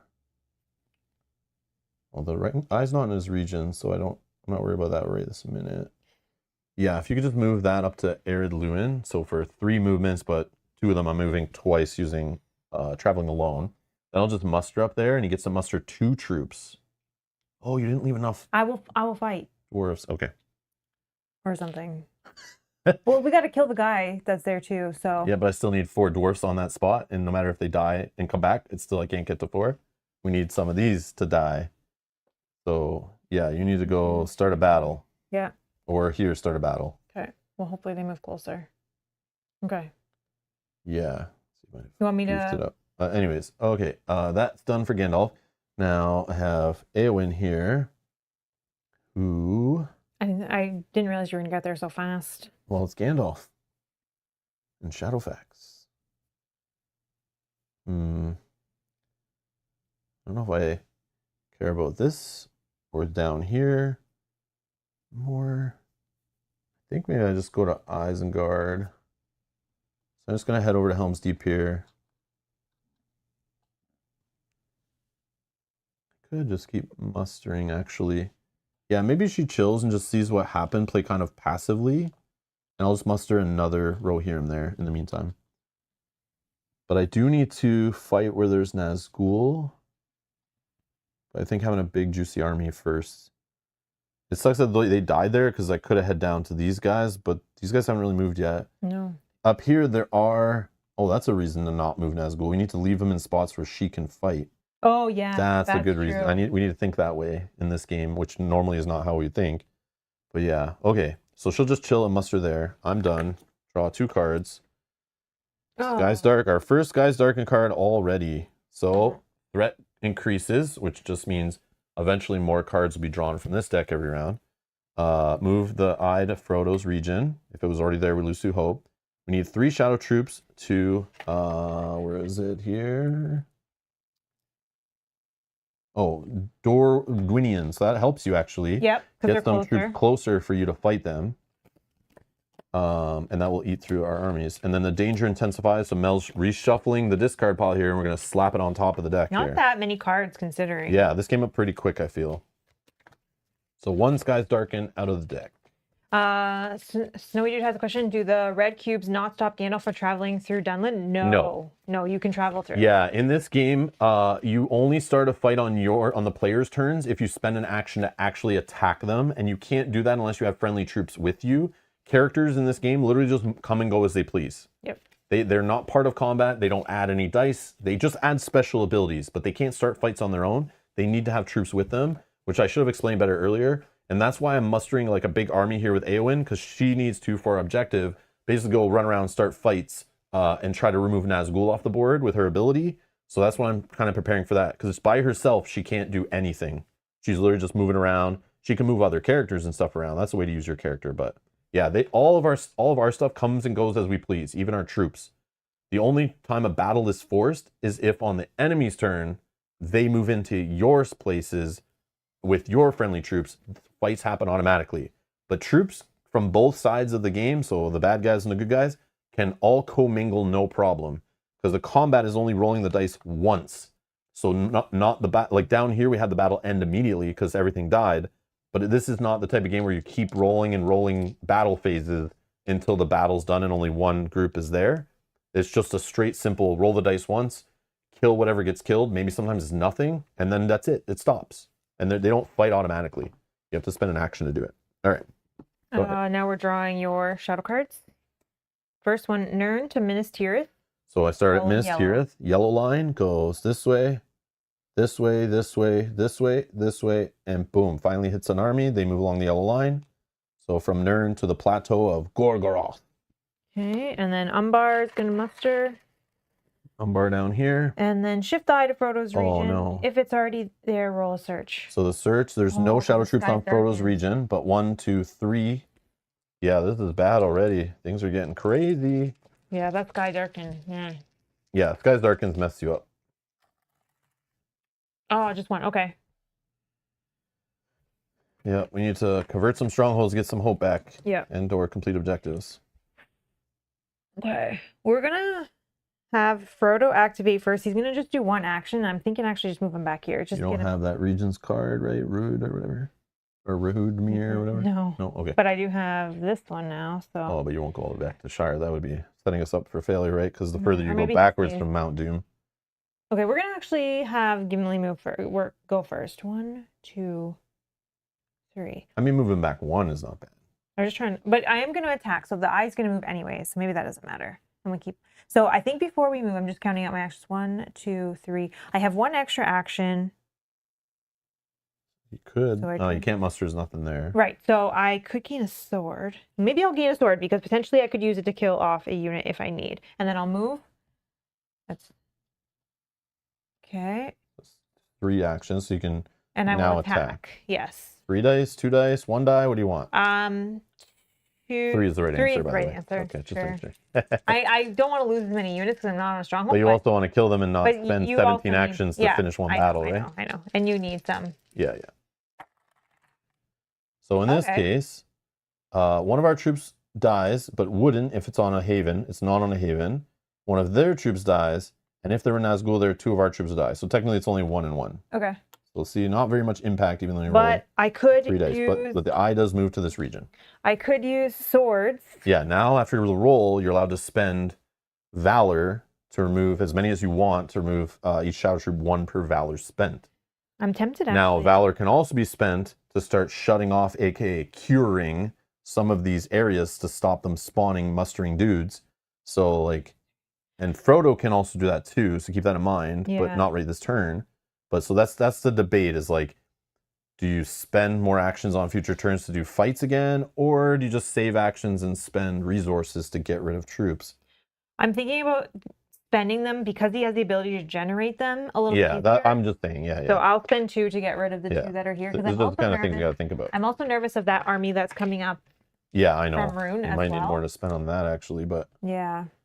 Okay, and then Frodo. Do I just? You could move him back 1 to get him out of the region. Then even if this moves and it stays there, a search gets rolled and nothing happens because there would be no Nazgul there. But the first card could, move Nazgul closer to him, but then the second card wouldn't cause a search because the eye would have to move twice. So that I think he's fine. He's fine where he is. Unless 2 cards come in a row that moves the eye and then checks if the eye's there and rolls a search and 3 more search. No, I think I'll just have him create a token or something. Yeah. Pitch a ring or something. Rohan is kind of not far. Oh, maybe. Well, you need to think about your havens, not about trading. I would think about the regions you might be going through. Yeah, no, I know. That's how I want to keep Rohan because you could go to Helm's Deep, for example, pitch that and generate an extra heart, right? An extra friendship. Killian doesn't have a strong. True. So maybe I'll just pitch. But it is a ring. But you have it already. I would keep that if I had it because I could trade it to you on our way into Mount Doom. But for you, it's fine. I'm just gonna make a token with him. Yeah. And then that's me done. So that's my 2 cards. Oh, rings. Nice, okay, I've got 3 rings. We're almost there. And then 2 shadow cards. So Rune. Oh my gosh, that wow. army's huge. Move 2 Nazgul Maybe it just never closer. moves though, because they're so fat and slow. Yeah. Move They're 2 too busy Nazgul fighting each other in there. closer to Frodo. 2 Nazgul closer to Frodo. So this one for sure is moving in. And then the next closest one is down here. So we just move it 1 region closer. We could, oh, it has to go here yet. Okay. Choose one of the following. Well, there's one of the special cards. The Wheels of Sauron. Choose one of the following to do. Break Oath. So the active player chooses, remove any 2 friendly troops from the board. Or Doubt, any single player must discard a total of 2 player cards and or symbol tokens. Or Despair, lose 1 hope. If the players can't agree on an option, the current player decides what to do. I think we lose troops from the board. Like, Yep. Gimli can make them again. Gandalf can spawn 2 at a time. I could lose 1 from my space so that you have. So remove 1 from where Gandalf is, because I can pop 2 at a time, and I just need 4 there. Yeah, you just have to get a heart. Hoping the that, fight right? doesn't lose me some. Do you need to spend hearts? I don't know. It tells me over there, doesn't it? No, for Gandalf. Swords, Valor, to change the results to what I want. No, to muster. You still need to use hearts, right? So Oh yeah, hearts. okay, yeah. Oh yeah. So I can't even do it yet. So But I still can't make one and get a heart. So then, do I do? I don't. Those guys probably aren't good. Maybe I remove this one for now. I mean, it's protecting a haven. That leaves the haven open. You could gamble on like one of these, or you could just like I have horses coming out the wazoo here, Rohirrim troops. Okay. Or I would remove maybe this one off here. Okay. Because then you can. I mean, it's still good when they're out there blocking the paths in, but that's only this path coming in, which is like no one's even near there right now. Yeah. Okay. We remove 2 from the board. And again, while we're talking about leaving, what we learned playing this a bunch so far is we kind of value even leaving 1 troop in a haven and never leaving it open, because you could like lose the game really fast doing that. And remember, on defense, when we roll this symbol on the combat die, we don't lose troops if they're in a haven. So even 1 troop being in a haven and like a couple of troops come in, sometimes that's enough for them to kill the enemy and still live and protect the haven from getting turned. Because once there's a shadow troop in a haven and none of our troops, it turns to their side. And we lose 3 hope. And we don't want to do that. That's like the way we lose the game is by letting that happen. Yeah. Even like once or twice, you'll lose the game. So we need to make sure it doesn't. And we've already lost hope more than we normally lose at this point. Well, I'm going to try to turn Dol Guldur and get 3 or 2. Yeah. It'll get us 2, yeah. 2. And stop Dol Guldur from spawning, even though it's only come up like once and maybe we see it soon, maybe we don't see it for a while. Who knows? But it's the hope, and it might cut off a path too, where then we don't even have to worry. Yeah, yeah. That's true, yeah. All right, your turn. Okay. Gandalf can't really do much then if he's just going to chill there. Unless I could start a fight. I was just going to say that if you just want to try to get rid of that guy. I'm going to start a fight. I'm going to do Gandalf just do 1 action. He's going to fight. I have 2 friendly troops. There's 1 enemy there. I'm just going to roll. Let's just roll 1 die. An eye there. And boom, 1 and 1. But I could spend a sword to change the result because it's Gandalf. Which I might. But Gandalf having swords can move around the board fast and he can go shut down someplace later. Yeah, just let it happen. Okay. That brings the eye to the region. So now it keeps it off Frodo. Get the heat off Frodo. Mm-hmm. Okay, Eowyn. Now Eowyn gets to run wild with 4 actions. Maybe she goes to Isengard and wrecks stuff up. Yeah. So 1, 2, 3. And we'll start a combat here in Isengard. Frodo's not. Nope, it's safe. I could do it in the other order, so the eye goes over there. So we'll pretend that I did Gandalf after Eowyn. Sure, so we'll just leave it over here then. Yeah, put it back over there. Yeah, I want it to be there and not here because he could move through here and get stuck, and then I want it like far from him. Even though it's still just an adjacent region, but I want it in the region he's not going into, hopefully. Yeah, I might be stuck there till I draw stealth. Okay. So we'll do a combat. I'm going to roll all 3 as their final action.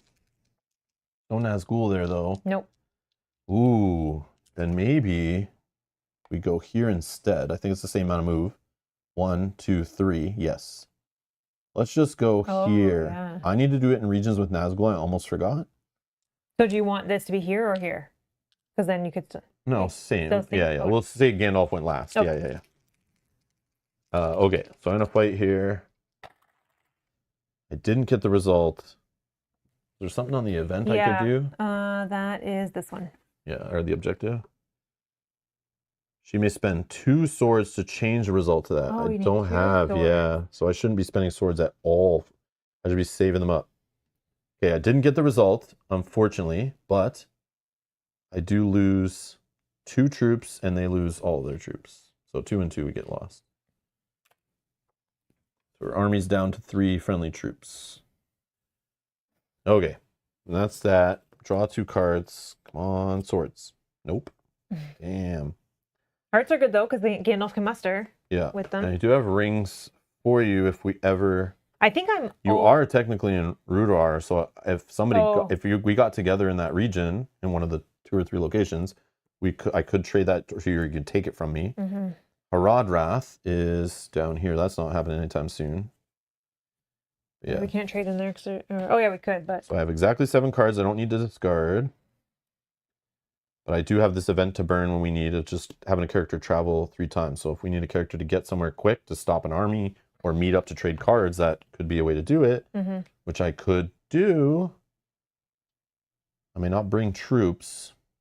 Yeah, I don't know if I want to do that with her. Yeah, maybe I'll save it. We'll see. Okay. But remember this. You're good. Umbar to Helm's Deep following the orange line. Boom, boom, boom, boom, boom, boom, boom, boom. Okay. Isengard to Rivendell following the green line. So Rivendell's up here. Green line goes through here, through Eriador. Back here to here, which I killed those troops, which would have moved right now up to here. And then goes to Isengard, so these troops come out. Okay. Yeah, I need them to come into that region anyway. My turn. It's gonna be hard to get these stupid Nazgul in the right spot. Yeah. I mean, we need these guys to move. Yeah, but they might not, so we'll see. That'd be ideal. But don't kill all the troops too. That's the other thing is like, unless they're a threat, because like we need to leave some for that. But 1, 2, 3. Well, I was thinking about just going here and seeing if I can take this. Oh, you do that. That's fine. Okay. As long as near her she has some, right? That she can get to and fight. Oh, I'd like to make a sword because I need 3 swords. So that's his first action.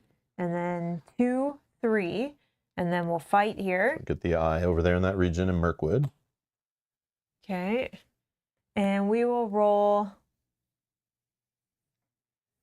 Do I roll 2 or 3 dice? 1, 2, 3. 3 dice. 3 dice? Because even if, yes. I need to kill all those guys. So 2 of them will die. Okay, that's good, that's good. And if there was Nazgul, you'd lose 2 troops, but there are no Nazgul in the region, so you're good. Perfect outcome. Oh, but this is an action which I don't have. Okay, that's fine. He'll do it at the start of his next turn. Okay, and Frodo will make a token. Mordor, I think. Yeah. Frodo. Yeah, because I don't have stealth to move out of there. Oh, okay. I see what you're doing. Yeah, so just using it to prepare. And that's me done. Hopefully you draw a stealth. I know. I'm still not. Wow. You just need to get him moving other ways then, unfortunately. But right now it's bad for him to move in there. Yeah. But I could go in with her and like move you out using my stealth. Yeah. But I just don't want her to lose those troops if I use this. We'll see. 2 cards. Okay, Rune. Is that the big one? Yeah. Oh my Or if gosh. Gandalf can get his objective done, he's then out to help. He can get to Frodo and help him. True. But yeah. Move 2 Nazgul closer to Frodo. So this one's coming in. And one of those. One of these will leave Mordor. Yeah. Oh, here we go. The Rune team is finally moving. Rune to Woodland Realm following the pink line. So Woodland Realm is here. Pink line. Boom, boom, boom, boom. Okay. Oh. Wait for me. Okay, he's going to come back that way and see if he can worry about some of that next turn, but because that'll, yeah, we're not going to kill that army in one action. Your turn. All right. So Gandalf, wish he didn't lose that last troop. I think Gandalf must, I'm just thinking it through though. Hold on. Oh, yeah. Is Gandalf going to be doing the 1 action or the 4 actions? Again, there's no troops where there's Nazgul other than over here, and I don't think she can get all the way over here unless I did this, but then she can't bring troops with her. But could she? 1, 2, nope. 2, 3. And then she could move on her turn. 1, 2, 3, 4. Can't get there. I'm worried this guy's just going to move before I get all the way over there anyway. Yeah. She can just go fight here and just to move the ring, go muster some more troops. So Gandalf, I think, is just going to chill up there. So Gandalf will just do his 1 action of spending this to muster 2 dwarven troops.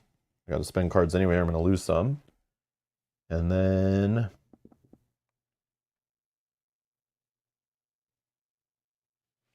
she could travel up to there and trade you this. But this doesn't create a battle and get the eye. Oh, the eye's already out of there. Yeah. But can I trade you? No, can't trade you one of these. That's the problem. But I could move him out.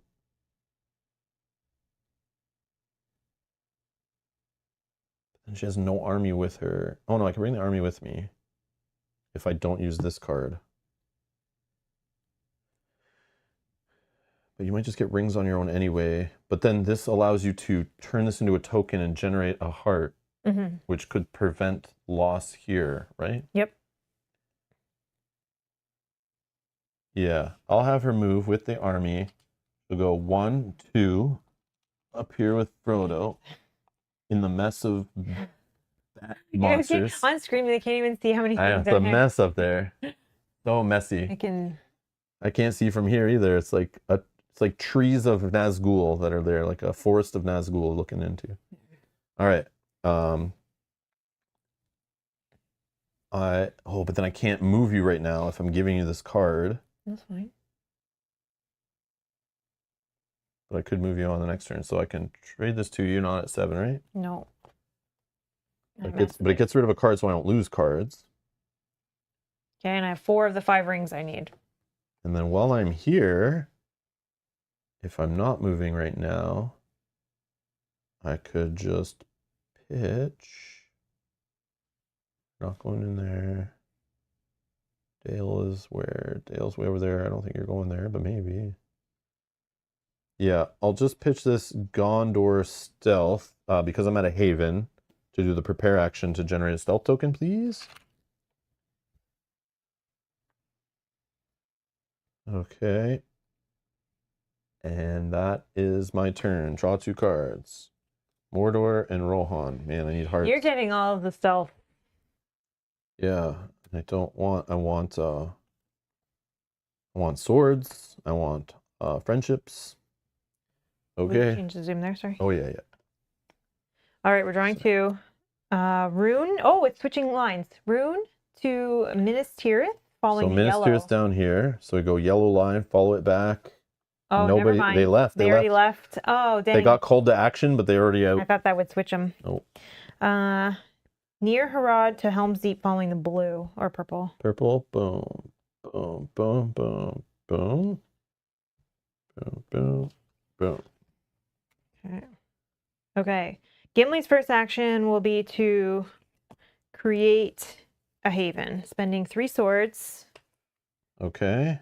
3 swords spent. So they have these little tokens in the game. They have ones for the shadow, ones for us. So the haven token can go over here temporarily, technically, because I don't know if this is one of the ones that has an arrow going in. Yes. There's an arrow entering. So there is technically a way they can take it back if they get in there and it's not protected. Yeah. And that could lose us 3 hope. So if you gain 2 hope. Yeah, and then shift the eye there, but it's already there. The eye would go here, but it's already there in the region. Okay. And now anytime they go to muster there, it will not muster any, but they could still move if they're along that same battle line. Okay. Then we're gonna move. Oh, that was 1, 2, 3. Uh-oh. The question is, do I fight here or do I move back? We don't know which way they're going for sure. Maybe I just do one battle. Because I think there was Woodland Realm cards and there was I don't know if there was airborne ones. Oh, there's a Nazgul in this region now. So I could lose some guys. Yes. You could wait just to see where they move more and go up there. And I know you can't muster, you gotta wait, but I don't know. I don't know what to tell you. Maybe I just try to weaken it and I just What's that one card that comes up? It moves these guys to the eye, right? From Mordor to the eye? Yeah. So if you did make the eye there, it could move more there, but that's not good. I don't know what to tell you. I'm just debating if because I don't want that, like, we need them out of Dale for this. There can't be any shadow units in Dale. Yeah. So if they get up there, it's going to be hard. Yeah. So I'm just debating if I just do one action, maybe roll 2 dice only, just to see if I can weaken it a little bit, hopefully not weaken myself. 2 dice? Yeah, and then I'll chase if I need to, and if not, I'll go back and maybe make some units. Okay, this is not bad. So 2 of them and 1 of your guys are lost. I could spend a sword. Spend ring to reroll. No, I definitely don't think I want to do that. But I could spend a sword if I want to get rid of 1 more unit. But again, the sword could be used later. He makes them. Yeah, true. But that's 3 whole turns in the game. So it's like, how many you're making over a game? Like maybe like 9 tokens or something. I don't know. Maybe 20. I'm not sure. I bet it's like 12 or less. This is so strong. I'm gonna spend 1. Yep. Okay. Do that. And then Frodo on his turn will. Where am I? You don't have a stealth to move easily, so we're still kind of stuck. Oh, I can do this. This is where I am. So yeah, I that's can why make I gave that you a the token. card. Thank you. And then that'll also make me a heart with his ability whenever I prepare, if it's the name location. Using Elrond support. Okay. Yeah, that's the whole reason I gave you that card, was so you could like get that benefit. Yeah. And then prevent some loss of hope. Perfect. Drawing 2 cards. Give me a stealth. Nope. No stealth. But I'm with you, so I'll move him through there. Okay. Drawing 2 of these. Oh. Add 1 shadow troop to every shadow stronghold. So there's 3 strongholds in Mordor, so we need 1, 1, and 1. In Barad-dûr, Minas Morgul, and Udun. I don't know how to say that. Okay, and then Umbar to Grey Havens following the pink. And then... Not down here. Oh, wait, that doesn't move then. Sorry, it's going this way. Yeah, it's going down to this, not here. Okay. That is that's very close now. Yeah, somebody needs to... problem. Yeah, that's why I said if we moved all the way from here, this will eventually become a problem. We've taken too long. I mean, hopefully they can protect a little bit, but... Yeah. Okay. Okay, your turn. My turn. Okay, Oh, so man. Gandalf being stuck, like this is bad. I feel like he's wasting way too many rounds up there. I know. I'm sorry. I don't know what to do. We should be trading hearts. You have hearts in a region wherever you are. Nope. No. And nope. If you move us, we can't get to here, but it's a sword. Never mind, it's not even a heart. Okay, so what I'm gonna do is I'm gonna do Eowyn first. I'm gonna move us and not spend a stealth. We're gonna go back to Eriador.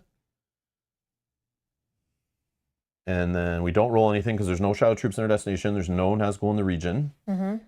Then I will take your Eriador heart friendship card. I'm at 7, so I don't have to discard. I will then move.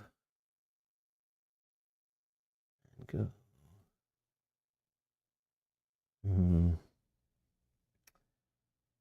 Feel like trying to think of which way to go. It's probably better to be in go through the Haven. I have extra stealth to spend. I don't want to go through here, spend a ring. I could spend a ring actually. Because you only need 1 more ring. We can bet on that will happen. I think so. But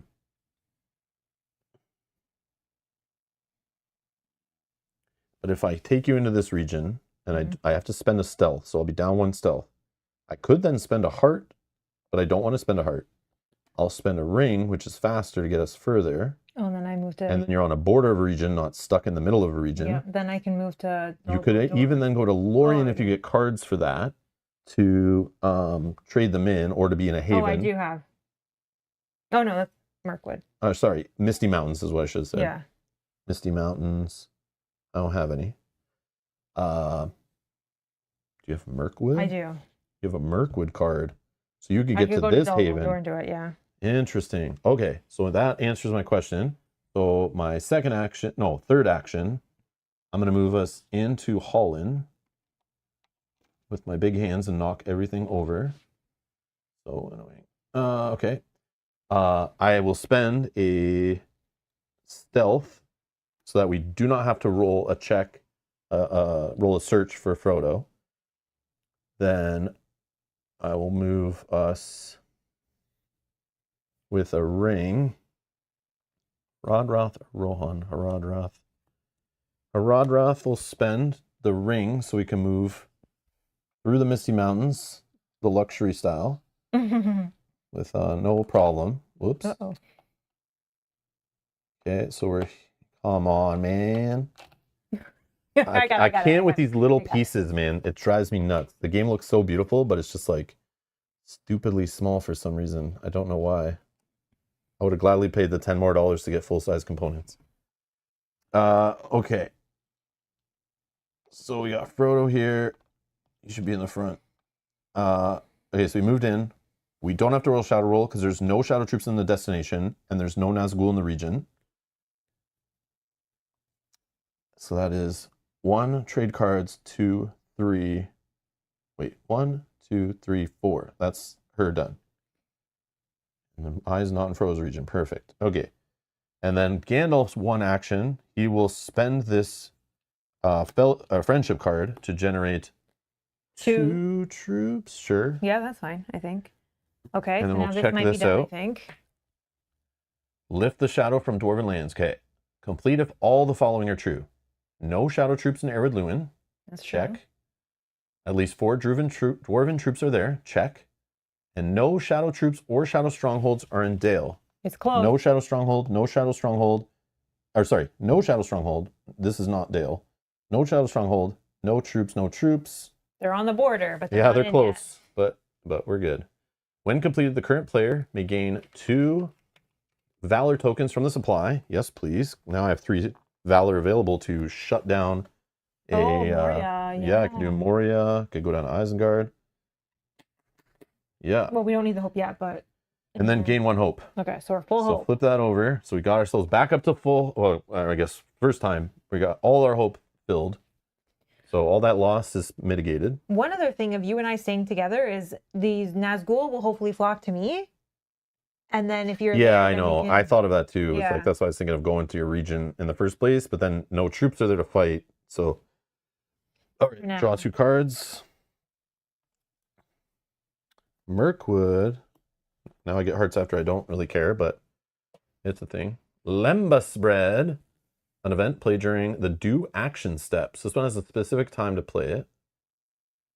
The current player may do 2 more actions with one of their characters during the do action step this turn. Oh, that's neat. Wow. That's neat. So you could have one character do 4 actions and another one do 3 now. Wow. Or one do 6 and another one do 1. That's pretty good. Yeah, let me just... Pretty good. Okay, and then that was you're drawing the cards. Now we're going to flip these. Dol Guldur. We don't spawn there. Move 2 Nazgul closer to Frodo. 2 Nazgul closer to Frodo. So the closest region is here. So we'll just move these 2 into Frodo's region. Okay, Ern here. And then shift the eye to Frodo's region. It wasn't already there to begin with. Okay. Misty Mountains. Okay, where am I going to go? Mirkwood probably with Frodo. Yeah. To Dol Guldur, like we said, it is only 1 away. There are no Nazgul there, no shadow troops in destination, so you don't even have to spend stealth to do it safely. Yeah. You can take me or as Do you troops with. want to be? Or I don't no, think I need because to you be. want No. be near Moria, right? Oh, I accidentally took the green guy from there, and I did not want to do that. That's fine. I do that sometimes. I'm just scooping the whole pile. But yeah, definitely did not want that elf with us. I won't take any. I'll leave you. Not being racist or anything. I just want only Rohirrim with me right now. With your army. Okay. I need them protecting Rivendell. I'll do that on the next turn. What is he doing? What is Gimli doing? Gimli is going to create a sword. once per turn. I have no units that he can make yet, which is fine, but he needs to weaken that army, I think. He can fall back to, like, he could spend 2 to fall back to here or here, or he could just fall back to here to generate more, but obviously there's none to generate. But I mean, even for the future, so I could fall back to you could just Woodland do Realms one and action create... with him where he just falls back. Because it was just better to fight in a haven. But again, they might not move there for like multiple rounds or never, because the card might just come up and keep spawning units instead of moving them. So you never know. Yes, Gimli can fight twice. Yeah, true. I don't know that. Unless he loses all his friendly troops on the first roll. Mm-hmm. So I could. Yeah. Oh, which, yeah, Snowy Dude's saying, yeah, if he gets good dice results. Yeah. Yeah. But he does have 2 swords technically to spend also. So on the first fight, even if you lost all your troops, you might take out a couple of them, but you could spend swords to like weaken them even more. Then I could move back and then go and recruit them again. So maybe I at least do one battle. Or don't forget down here, he could forget these guys for now if we think they're not going to get up there anytime soon. Oh yeah, and then he can come down. Come down, because these have defense right now of 2 guys each. But yeah, this literally, they could win in the first fight, and then we're like lost hope. Yeah, and I do have hearts that I can. Okay, so we're gonna do one battle here. We're gonna roll 3 dice, and we're gonna see what happens. The other thing is Gandalf can't use his quick movement anymore because he's got a bunch of troops with him that I'm obviously going to bring along. I don't think I would leave those up there. You could just bring them like 1, 2, 3, 4, and then maybe this guy can pick them up later, and then Gandalf can move wherever he wants. Maybe. So my second action, I will do an attack here if you'll roll me 3 dice. I'll do 3. There is enough. Oh no, man. This is a bad roll. Like the worst result. Yeah, because 2 could die. 2 are going to die from the Nazgul unless you re-roll. It's not a haven, so you lose another one, and this one loses 1 from each army. So you're literally you only have all my guys. They're losing 1. And even if you re-roll out of this, you could still roll into one where you do lose all of your troops. I don't want to re-roll out of that. That's fine. So I'm losing. You lose all your troops, and they lose 1. And then I think I will spend. Do I spend? And the eye moves there. Oh yeah, sorry. No, I need that Mirkwood card. I'm just gonna spend 1 sword. Just to get rid of 1 more. Okay. Okay, that was his second. So he has 2 more actions. I just go 1, 2, and I move back there, and I'll be prepared to recruit next turn. Okay. He already moved. Next turn we'll do this. And he's on a haven. I feel like he's a little bit more protected. Okay. Yeah, now you can muster more troops. Yeah, True. I knew that was probably going to be rough, but I just really wanted to weaken them so that I can... Yeah. Yeah. You could also just muster like 2 or 3 troops and then just leave and let the troops just defend against this. Yeah, and then come down here and then start working. And hope they don't outroll them, you know? Yeah. But it's a risk. Oh, more hearts. So he can definitely come down to the blue area and muster away. 1, 2, 3, 4, 5. That's true. That's why he needs to build up swords to like take back a place that gets stolen. That's really what you got to think about now. Okay. But I feel like one of these is going to get stolen from us. I think so too. Okay, 2 of these cards. 1, we're moving from Dunland to Grey Havens following the purple. Grey Havens. Grey Havens. So up through here to Dunland. Dunland, over to here. No, nobody's there. Oh, that's good. Okay, then Rune to Woodland Realm following the orange. Woodland Realm. Orange. Boom, boom, boom, boom, boom. Okay. Boom. Okay. 2, your turn. So you got to think they're going to the Woodland Realm is probably where they're going. I don't know if an Erebor card has ever come up. I know this has come up. Yeah. But I don't know if we've ever seen Erebor as a destination. Yeah. Well, if I can weaken them enough. I just can't remember. Yeah. Yeah, we'll see. So you might be able to weaken them enough, or just muster here for free. Leave 1, and then like bring a couple there, and then just go do stuff. Okay. I can do that. Get back into the game, you know? Like, it's still helpful, but then we don't have to worry about that area and just like gamble that it's safe. Yeah. What am I doing? I am going on my turn. Yep. And we need to fight. Oh yeah, you can fight. Yeah, I want to fight in here. Yeah. So I guess Gandalf's only gonna do 1 action, unfortunately. Yep. Okay. So we'll go in here. Do I have swords? Is that what I spend to what do I spend to change? Yeah, 2 swords. 2 swords to change a die? Yep. And how many Nazgul do I have to kill? 2. So I can do it right here by spending 2 swords if I get bad roll. Yeah. I'm going to roll all 3 dice just because I really want to see that 1 result. It's 1 in 6 chance. But it might kill all my guys. Well, you don't lose a troop, right? Oh, not if I do the thing. Yeah. Oh, we got one. I got the result. Okay, so if Eowyn's present in a battle, and when it's rolled, remove one Nazgul in a region from the game for each. Oh, I see. It's only one Nazgul per die, so I need to change one. You need to spend 2 swords to change it. So I'm going to spend 2 swords, 1, 2, to change this one to that result. So now I can use both those to remove Nazgul from the game completely. That is so good. So that will help us in the final showdown, because again, when we're doing that objective in Mount Doom, you do a search check, which I didn't explain extra, but it was on the card. Yeah. Is when he gets to Mount Doom, if he's going to toss the rings, Frodo and Sam, you do a search roll based on how many shadow troops are in there and how many Nazgul are in the region, just like normal. But you also add an extra die up to 7 for every missing hope we have. You add an extra die. So the fact we've lessened the amount of Nazgul in the game means even if they all end up here at the end of the game, that's less dice they're adding to the math. And we might have ways to reduce the dice rolls too. We'll see.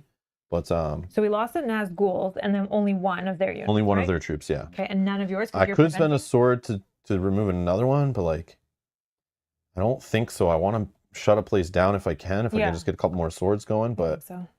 And you prevent with that ability. You prevent. Or I could spend this with Gandalf in a fight to change the result of a battle, especially near the end of the game when it really matters, you know. Yeah. So I want to not waste swords, so I'm okay with that one little dude being there. And if the Nazgul happen to come there, I could use that guy, kill him again, maybe roll the dice again. So that objective, can I see it? Yeah, I think it's now done. So complete if both the following are true. Eowyn has destroyed at least 2 Nazgul, yes, and Rohan is free of shadow troops and shadow strongholds. Rohan. Oh no. We got to get rid of those guys. We got to wait till those guys are gone. Damn. Maybe they'll move out, and once they move out. But again, I don't want to gain the hope right now anyway because we're full of hope, right? True. So it's fine. But that's annoying. But we can't do the final objective until we get one more ring and we get Frodo down there and we complete that objective. I mean, one wrong move and we're losing some hope here. Yeah. So. Okay. So she just moved in, started a fight. That's 2 actions. Should I just fight again? Or should I just head down to here? Or do you, as silly as it is, I'm do gonna you start just leave. moving like somewhere like here to pick up these guys that Gandalf brings? No. No? Okay. Gandalf's got to leave there anyway, so. Yeah. 1, 2. I'm assuming they're going to move along the line this way because this arrow goes this way, or they could move into here, which is kind of scary, but that's as far as I can get. Yeah. So that's her. Gandalf is just going to literally move 1 and bring all these dudes to here. No. Skies darken and a Rovanion ring card. So I've moved the threat. This goes to Frodo's location. Yep. 3 to the Gladian Fields, which looks like it's up in the Misty Mountains there. Right here. Oh. And then the danger intensifies. So that's only our second Skies Darken card. I feel the next one's coming really soon. Like I feel those are gonna be back to back in the deck, kind of. Yeah. Because that between the first 2 was very long, or maybe we just took a long time. But I feel like we've gotten so much done, so many cards played. Like we're gonna get 2 Skies Darkens like really close together, which is very bad. Try not to look because they have the different backs, so I try to show Whatever. like that. Okay. We're drawing 3 cards now around. First card, Rune. Oh, Frodo's close to the ring location I just pulled? Oh yeah, true. True. But there's no But I don't have any characters there to trade with. Yeah, and I we'll see. Yeah. Like my characters are on this side, Frodo's over here, we're far away. I got stuff to do here. I feel like Gandalf should bring those troops along, but maybe that's unrealistic for him to get them across the board that fast for they matter, but I'm gonna leave a couple behind just for defense. But shift that to Frodo's region. If it's already there, roll a search. We're good because there's no Nazgul in Frodo's region and there's no enemies there, so we're okay. Umbar to Great Havens following the pink line. Oh yeah, they did come in. Damn. And then pink line, pink line. So battle happens. They have 3 troops. Oh yeah, 3. Yep. 3 red troops means 3 dice. And we just lose 1. No, it's a haven. Oh, that's ignored. Any. And there's no Nazgul there. Whoops. There's no Nazgul, so those don't do anything. Nice. Okay, that's So, but that sucks that they didn't lose any troops either. So they're just, if they move again though, we're in trouble up here. So I should have probably moved this way to drop troops off. So I might just go back. okay. If I can get one more heart, I could do a teleport through here with Gandalf, which would be pretty sick to get down to this region fast, which I'll probably try to do. Rune to Woodland Realms following the orange line. Sorry. Rune to Woodland Realm. Yeah. Following orange. Orange. Bang, bang, bang, bang. Oops. Okay. 3. All right, my turn. Frodo is in Mirkwood. Yep. So we're gonna turn that into a this, stealth so or into a prepare action. Prepare, and then I get a heart because he's in using Sam's aid ability. Location. Okay. We're going to then. I don't know that I want to move him yet. So he does have the eye. Yeah, if he moved to like here, he would roll 1 die for a search unless you spend a stealth, which you don't have. No. 1 die is not the worst thing in the world because you do have hearts, right? Isn't that the whole deal? Yeah. Whenever a search is rolled, you may spend a friendship to ignore the same number.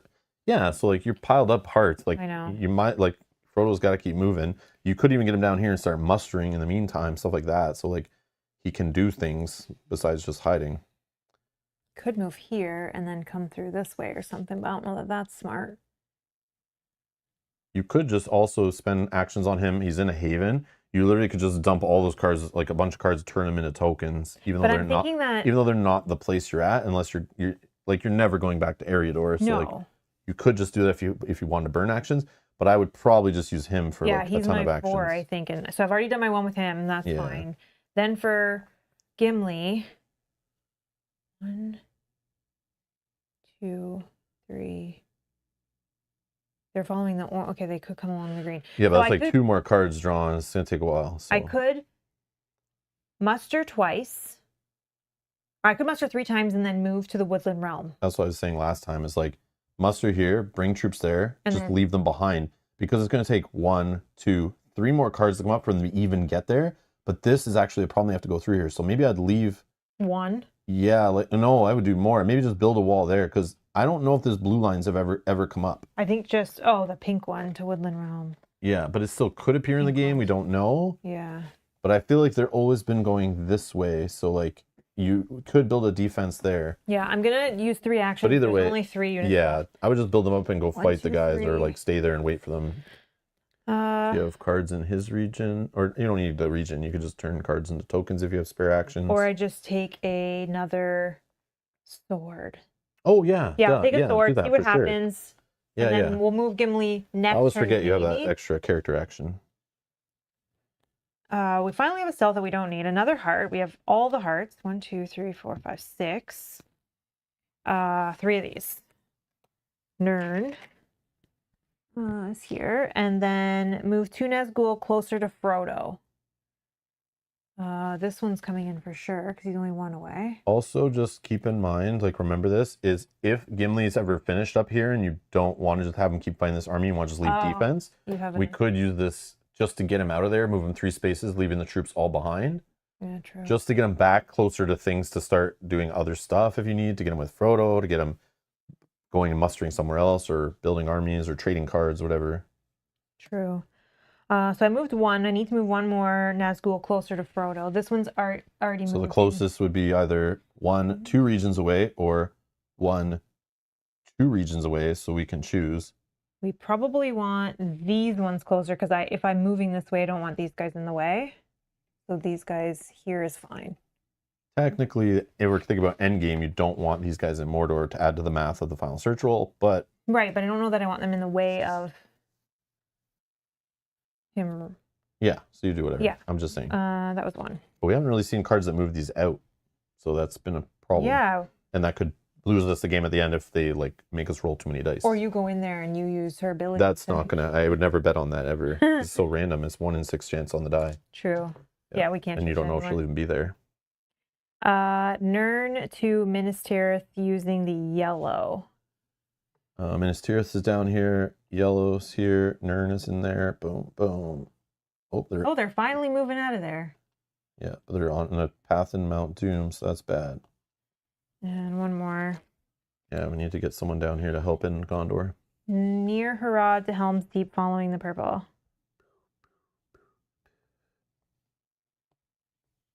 Okay, 3, your turn. Okay. Gandalf still got dudes. I don't have 2 hearts yet. Can't move along special paths.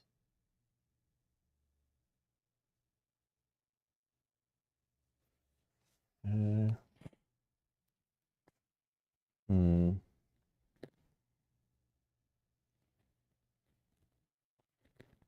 Can you combo Gandalf's combat dice adjustment ability with Eowyn's ability if they're both in the same battle? 100% Snowy Dude. Yep, 100%. I've been thinking about it, but it's like, yeah, they got to be together, and that's like a tough task right now. I know they're kind of close. I'm just debating, like, what's going through my head is like, I don't want to just keep taking Gandalf this way. That's super slow. I would love him to take this super long shortcut to get down to here. And also, I'm worried these troops will just leave here and be a big problem up here, and we'll lose 3 hope. And then, like, so I feel like no matter what, Gandalf has to, like, maybe I'll leave like 1 troop there for defense. Nice. And then he moves there with all these guys. That's happening for sure. I just don't know if I'm doing more action with Gandalf or I'm chilling there until he gets an extra heart and can move down here. But either way, we need defense up here. So I could use a card right now to get Gandalf moving 3, not along special paths, but I could just move Gandalf 3 spaces and leaving all these troops behind. That's not bad either. I know, I'm thinking that. I'm thinking that because if these guys move in, it's 3 on like 6. So most likely they'll fend these guys off. Maybe some will die on purpose. We want some of these troops to die so he can muster more over here of the dwarfs, especially. Yeah. I just feel bad I made so many dwarfs. And no, we needed to for the ability, though, or for the... I made, I think, 1 extra. I didn't need to make that 1 extra. It was kind of dumb. I guess now that 1 is put to work here defending. Yeah, I think it's totally fine. Yeah, so I think I might just forget waiting for hearts. And with Gandalf right now, not even doing more actions with Gandalf, I could just do this with Gandalf to get him out of there. So he just moves up 3 times. I can't bring troops. I can't use special paths. And the last part doesn't matter because Frodo's not with me. So I think I'm going to do that. And just go 1, 2, 3. I could now activate him more actions if I want, or just say he's done and then worry about Eowyn. If Gandalf's by himself, so he can start moving really fast and go muster somewhere else. Or I just do Eowyn now. Feel like...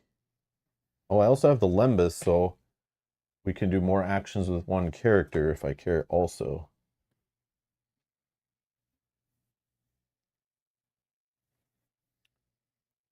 I do need to get rid of these to complete that other objective. So I feel like they haven't moved yet. I want them to move into her, so it's like they're just out automatically, but I don't know if that'll happen. We don't need the hope, but I mean, we still need to get that done.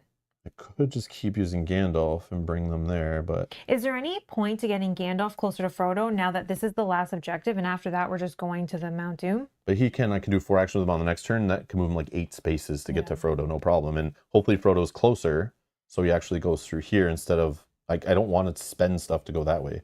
You want Frodo to be where, sorry? Down here somewhere, so I can take the normal, not special paths, you know? Yeah. So I will just finish Gandalf is done. And then I will move Eowyn there. She 1 action, now she'll fight. Which will move the eye to Rohan. I mean, I could muster first, because she does it for free. Yes, so move 1, muster. Yeah, we'll do 2. Oh, wait, is that not a horse spot? It is, right? Yeah. Oh, it is. Okay, just making sure. I thought there was only 3 in the game, but there's 4. I missed that. Okay, and now I'll just use her last action for a fight. I'll roll all 3.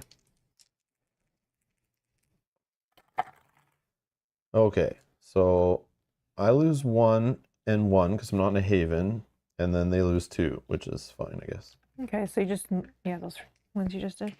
Okay. So now this should be completed. Eowyn is destroyed at least 2 Nazgul, done. And Rohan is free of shadow troops and shadow strongholds when completed. Oh, but we don't have a hope lost. But it's fine because at this One point hope now we're gain. just trying to Sure. get to the, Okay, to the end game. sure. You don't have the rings yet, but you're also not near there. So. No. And you have no. Oh, you have 1 stealth? Yeah. Okay. So I could spend this to do more actions, but I think we're okay. I'll leave that for when we're in trouble, when someone needs to like get further to fight an army before they take over one of our locations. All right. No, you keep getting all the rings. I need to get to you. Oh, the eagles. Okay. Yeah. So what rings do I have? I have Rohan. Oh, okay. I have 1 for here I can trade to you in this region. Rohan region. So if you can get there, or Enedweth? Oh yeah, that's not happening. Okay. So yeah, those 2 regions, if you can get to me, I can trade you a card. Wait, how many cards did I just draw? 2. 2, yeah, okay. I'm like, did I have all those rings already? No, it was a ring in this event. Okay. The Eagles can move 1 character to any location. If Frodo is moved this way, move the 7 closest Nazgul directly to his region and shift the eye to his region, then roll a search. Oh, wow. So you can't cheat. Can't cheat. No eagle cheating. Okay. So, you could fly Gandalf directly to Frodo. Yeah, true. And then I can move us and then I can take a card. The ring. Yeah, true. Okay. If you want, I don't know. Unless we want Gimli, who's also kind of locked up. But he's on the right half of the board. Yeah. Yeah, okay. Gandalf just whistles for some eagles. And this can be done at any time, not an action. To get to Frodo. Okay, that's spent. Okay. All right, and then we draw cards. Yeah. Moving Isengard to Rivendell, following the green. Rivendell, following the green. No, you've cleared that pathway already. Umbar to Greyhaven's following. Oh, you're right. They are moving up. Yep. So here's the battle that I had foreseen. And then to Umbar. There's no more. Okay. Let's see if 3 dice. No way. So we're in a haven, so these are blank then. And then 1 of each army gets defeated. Oh, man. Oops, that's not going in that. We're not completely gone, but we didn't lose any hope by losing a stronghold or a haven. All right, 1 more. Oh, we're going to add to the strongholds. 1 here, 1 here, and 1 here. Okay. Oh, man. They're not really moving out of there. I know. That's a problem. Huge problem. Sometimes you get the cards that move them out a lot, and sometimes you don't. Depends on the draw. Okay. No eagles dropping the ring to Mount Doom. Exactly, Velko. Not allowed. Not allowed. All right. That's a different version of the story. That's the logical version of the story. Okay, we need to build up some stealth so that we can even move into Mordor. But we can move Frodo closer. So Frodo's going to do 4 actions. You want to move with me? Sure. We're going to move in here. This is a safe move. Okay, so you don't have to spend a stealth because there's no Nazgul in the region and no shadow troops in his destination. So you would roll a stealth because you didn't spend, or you roll a search because you didn't spend stealth, but the amount of dice you roll is 0 because there's nothing there. So we're good. Then I'll take. So we'll do a fellowship action. So you can take a card that matches the region. Here's a ring from Rovanian. Oh, I should probably have. Oh yeah, you got to spend cards. Yeah, because I forgot. Because you're at 7 now. So before I moved, I could trade in 2 cards. Did you have any that matched Mirkwood? No, I already used that one. Yeah. I'll just trade these 2 for 2 hearts. So we'll pretend Mel did this while she was still at the Haven. And then I move and trade. That's his 4 actions. Boom. Okay. Then I can hold. Then Gimli, do I move Gimli or do I just... You can muster another troop for free. You can make a sword. Yeah. Because again, we can turn these when we're in here. If we're ever in trouble, like if we go through this way or we go through this way, we can maybe turn one of those for some last minute hope if we're desperate. Yeah. I don't think it's necessary, but muster, because maybe we move if we lose, here's the thing: if we lose this spot, Yeah. Gimli can just move in and get it I back. don't think we've seen that one, but You're right. I don't think so either. But we'll like see. using the blue line. But you never know. Like we could just draw deep into the deck and find it. Oh, we Two got more swords. swords. Oh, there's no. I mean, you strongholds could next turn take Gimli here and just blow a bunch of swords I to know, wipe just it wipe out, it out. and I then we might do just that. ignore it. 1, 2, 3, 4, 5, 6, 7. Okay, 7. I got a bazillion tokens, but they'll be for end game. You know, 3 shadow cards. And 3 shadow cards. We're going to add 1 to. You got room beside like I do to put tokens there. I will clean that up, yeah. And then move 2 Nazgul closer to Frodo. So this one for sure is Yeah, moving that's 1. close. And actually, it'd be from here because they are adjacent. Oh, okay. And then next card, Rune to Minas Tirith, falling yellow. Rune to.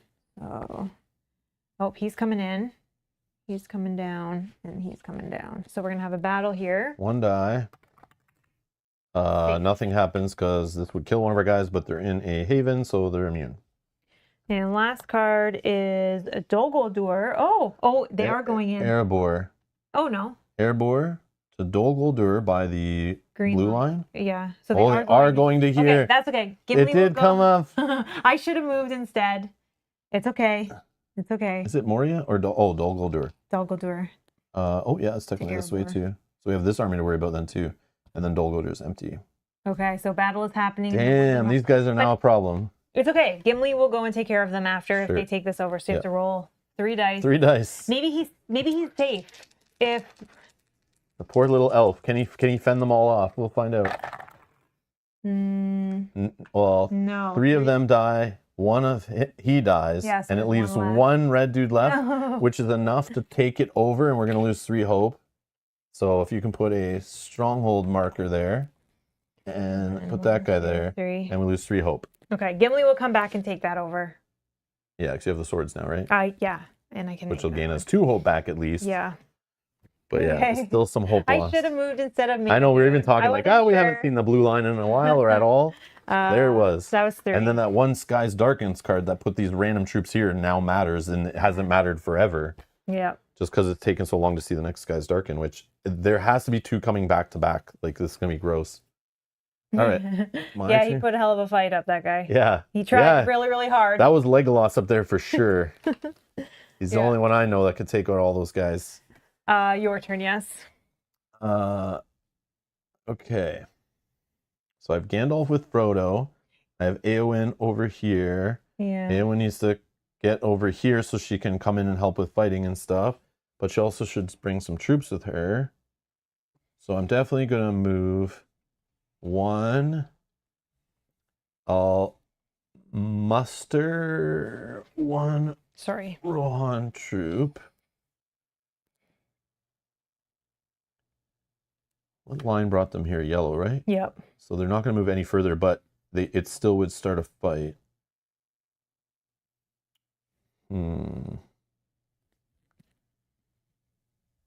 Let me muster 2 more horsies. And she's done. Gandalf's going to do 1, probably a move. Do have a stealth if needed. But do I care? We could probably roll 1, and I have a heart if we need to spend it. True. I'm just worried in here, like if we have to do a big roll because we're panicked, and it rolls all 7 dice, like we need to be able to we've seen it where it can do like 4 or 5 hope on a roll. I have to spend cards anyways because I have too many. Oh, true. Okay, let's do that then. But don't spend regions you might go. Like maybe the only one to worry about is Gondor at this point is the only haven other than Mordor, because if we turn one of these to a haven, you could still pitch cards in there. But you don't have any Mordor cards. No. You do have a Gondor heart. Don't spend the Gondor heart. Okay. Okay, so I will move here. We'll roll a search. It's 3 dice though. Like, oh, it's 3 dice. That's what I'm saying. Like, I feel like it's a waste. Okay. And if I go here, that's still 2 dice. I think I just spend the stealth and move you. But spending stealth's bad because we need at least... we need to build them up. We need at least 1, 2, 3, 4, 5 stealth to get even into Mount Doom. And if we go this way, the shorter way, it's 1, 2, 3, 4, 5, 6, 7 stealth. And like I don't see us generating tons of stealth right now. I have 2. You have 1. Yeah. I feel like we haven't really seen many. So I feel like I need to move you and just let dice roll or not move you at 1, all. 2. There's only 2 in here. So there's definitely stealths are coming. It's just who gets them. Yeah. I can spend some hearts. It's fine. Yeah, okay then. I'm going to move. I can use that ring. Yeah. So yeah, I'll move this way and we'll just roll 2 dice. Okay. So And I'll spend- one hope loss. And I'll spend a heart to prevent that. Okay. Using Sam's So aid. now I'm done my turn. Unless I want 2 more actions here. Oh, So if you move again with the heart or with the ring, you don't have to roll. correct. Yeah. 2 more actions with Gandalf. Is that smart? I mean, that's what else the is end game. Gandalf doing? We're just trying to get in there. Yeah, but I still would like some other heroes with us to help on fighting in here because obviously these guys aren't leaving. Yeah. So But we're I going to think- lose troops. So like we need to reduce the amount of whoever's on Mount Doom. We also need to get stealths built up. So we still have time. We can't even get in Oh, there. maybe you use 2 actions on this one. Oh, yeah. Okay. I'll just say to that then. That's fine. Yeah. And 'Cause just then you go move her closer, 1, right? 2. Yeah. Yeah, we'll just do that. Just get rid of a card. Okay. Draw. Mordor. Orc infighting. Now we've seen all events by now, I right? think so. Yeah. I think Jeez. so. I didn't know there's any more left. 1, 2, 3, 4, 5, 6. Yeah. So This if we is a see any good more, one. we cheated. This is a very good one. Orc infighting. You may remove up to 2 shadow troops from any one location. Do we just choose Mount Doom? No, because they could march off. I wouldn't want to remove troops from there if they're marching away. And then these ones just appear there. I'd wait till literally we're like about to go into Mount Doom. Yeah. And then I pop them off. Yeah, you're right. Or if there was like 2 troops left here, I'd maybe pop them off so we could turn that to a haven just to get some hope last minute. Yeah. But I don't need to toss any cards right now, so we're good. Okay, here. Here, 3. I did draw 2 cards, right? Yeah, one was an event and one was, I Sure. think it was the Sword? Yeah, sure. Uh, I think I did. deploy. Oh, here it is. Deploy 3 Nazgul from Mordor to the Eye. So we only have 2 here, so they go to Rohan. When Mordor's empty, deploy from the largest group one at a So time. the largest groups are either Rohavanion or Ruhuduhar, have 2 each, so we can choose. Roll Havanion because we're moving through there, right? So Sure. be less die that we roll. So now there's 3 in Rohan. Done. Okay, next. Oh, choose one of the following. Break oath. Remove 2 friendly troops from the board, or Doubt. We must discard 2 player cards and or symbols. A single player must do that, or lose a hope. We're definitely not losing hope. I think we can lose troops. Yeah, but Right. from where? 1 from here probably. Okay, sure. Yep. Do you think from here is okay? Another one? Do you think those, It could start a fight again. or like 1 from here? We're not. But there picking are no. So think about the dice faces. This doesn't do anything up there right now, and I No. don't know if any will ever move there again because we're not creating the eye over there to pull Nazgul there. No. So this is blank. This one would be 1 and 1, which is perfect. We outnumber them, Yeah.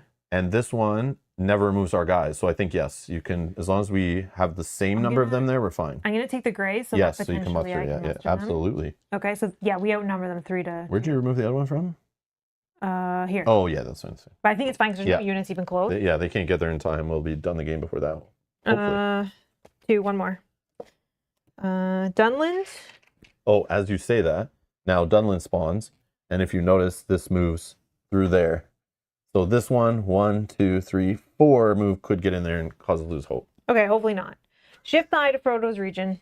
It's not there. Just as we say, no one's in that region. I know, Now I there's one in the region. Okay. My turn. What? Oh, we're going to get that. We're going to get that place back. So, muster, move, fight, move. I think I only need 1. I don't think I need all of them. Yeah, we're going to muster for 1 action. Then we're going to move for 2. I'll just put myself here, but I'm there. Okay. 3, I will fight. So how many dice do you want to roll? There's only 1 dude there, but 2. there's no Nazgul in 2 here. because yeah. All right, Okay. so there he's gone, but you do lose 1 unless you re-roll or something. No, that's fine. Lose 1. Then my last action will be to spend 3 valor. 3 valor to turn this back. And that will gain us 2 hope. and move the eye to that region, Oh, it which should have should have been already. there Sorry. because of the fight anyway. Yep. Okay. That's his 4 actions. Frodo. I can't spend a ring to move. I can just make a token, I think. So. Oh yeah, I probably shouldn't. That's fine. I can move you after. You're not in a haven. You're not in a haven. You can't do anything. And we are not in a region where you can take a card from me. But you could give me a card if you could give me a ring for no reason. Oh, no, that's not. No, I think he doesn't do anything. That's fine. That's fine. 2 cards. Skies Darken for sure. Oh, yep. yeah. Oh, I got a stealth, though. That's good. Another Skies Darken is coming. I know it's really soon. Shifting to Frodo's region. So increase the threat rate. Shifts to Frodo's region. 3 to the Druidane Forest, which unfortunately is where I'm at. So a fight is about to break out. Okay, I'll shuffle these while you do that. And then you intensify. So that's 3 out of 5 Skies Darkens. They are going to fight. They're rolling 3 dice, but I have like 27 roll here and there. We'll see how it goes though. Oh, no way. Oh, you're not. Oh, wow. No way. They just killed 2 of mine and lost none. But can she do anything? No. There's no Nazgul there. I could re-roll with rings though. I mean, it's up to you. I have all the rings I need. Could trade this in Rohan. Oh, you do have 5 rings. Yeah, I have 5 rings. Oh, okay. So, I mean, you can re-roll one. Sure. Yeah, I'll spend this. We'll re-roll one of these dice. And the cool part is you can spend re-rolls like 1 at a time to like even re-roll the same die. So this is 1 and 1. So it'll be 3. Well, I mean, I lose 2, they lose 1. No, let's spend another ring. And we'll re-roll this one. And nothing. Okay, so just 1 and 1. Okay, not that bad. It's annoying. I mean, if you have a sword, but I don't think you want to use it for that, right? I was hoping not to. I could spend both mine just to finish them off, then we don't have to worry about them, but I'm gonna have to waste actions fighting again. And I start losing my troops. But I want the swords to maybe turn one of these strongholds over. Did you need that ring, one of those rings, to move us? Yes, I did. So rewind one of them, Whoops. which would be two dead, right? Yeah, sorry, my bad. No, that's good. That's good. My bad. Yeah, I forgot about the whole path of the rings. About that. Sonia, thank you. I was like, yeah, I don't think I need these anymore. Yeah, I do need them to move us through our shortcut. All right. That was what doing that? That was Skies Darken. That was Sky Darken. Oh, yeah. So now we're still Now we draw. drawn 3. 3 cards. Nern to Minas Tirith following the yellow. So they're already in there. This one moves in here. This one moves out. These guys move off. These guys move here. Nern's empty. Now we need to do a combat from the here. Sorry, moving back. So 2 dice. So 2 of these guys are gone. 1 of these guys are gone. Okay. And that is that. Protected. Isengard to Rivendell following the green. Boom, boom, boom, boom, boom. Oh, that's good. No. Yeah, it takes them off that path. Yeah. And lastly, we're going to add another one here. And then shift eye to Frodo's region. If it's already there, it was. Oh, it is. Damn. We should roll 1. It moved there from the Skies Darken. Okay, 1 search because of the Nazgul. Yeah. Nothing. Blank. Okay. Sweet. Whose turn was that? That was your turn, right? Because you drew the Skies Darken? No, I think it's my turn now. Didn't you just do the fighting all up here and changing that over? Oh, wait. Yeah, I drew the Skies Darken. Right? Or did you draw it? Did I? I drew it. I mean, you said it. As I drew it, you said it. Because you just, yes, it's your turn. I did that. Because remember, I didn't move Frodo. Yes. I couldn't do anything with him. Yeah, I think it's my turn. Yeah. Hey, Bob. Hey. This is definitely a game I should be watching on my iPad, not my iPhone. Yes, 100%. Yeah. It's small everything. Yeah. Such bits. Should be watching it on a full projector screen. Well, this game used the D20. Get out of here. No. See, it properly has custom beautiful dice. Okay. So yeah. Gandalf's definitely going to be moving Frodo, but should Gandalf go first, second? Who's doing 4 actions? Who's doing 1? And I only have 2 stealth, which can get us into here. And I have 2 stealth. And that gets us past 1, but we still need 1 more stealth. But that's why if I have a character with Frodo and we're in here, then either of us having the stealth is great. Yeah. Hopefully. But we don't want to ever go in here unless we have all the stealth pretty much. Because if we get trapped in here and all the Nazgul come in here, and we could be in trouble. Yeah, so I think we get like maybe one with Gandalf, slowly get him down there so until we know who has the stealth to what actions to move him quick. Okay. All right. Sure. Gandalf will go one action, move in here. He is going to spend the ring to go through that path. I'm not going to spend a stealth. So we are going to roll 1 for this troop to do a search. We're not in a haven, so this counts, but you can spend a heart because you're there with Sam to prevent the hope lost through despair. Don't think I need to kill these and get her moving. I feel like we have time. He just entered a new region. That's great. So he's not with that. But I'm gonna fight here. Yes, I'm gonna fight there. I'll go to her turn. I'll leave Gandalf, I think, because if she fights, she can move, or even muster, then move. Yeah, she'll leave like a troop behind, maybe, and bring the rest so we can go through here. Yeah. So I'll have her fight. Let's roll 3 dice. Perfect. Oh, that's great. So I only lose 1, and they lose both. And that brings the eye to Gondor. Then she'll move for a second action. Then I'll muster for my third to create a Gondor troop. And then for my fourth action, I'll just leave 1 Gondor troop behind, and we're going in Mordor with the rest. She'll just chill in Osgiliath. And then I'm done. Draw, Eriador. So stealth. Perfect. So I have 3 together. Or I have 3 total. So if I can So I could be these 2. Yeah, so I or this one and this one, but like, oh, and you have 2. Perfect. So we're good. We have the right math.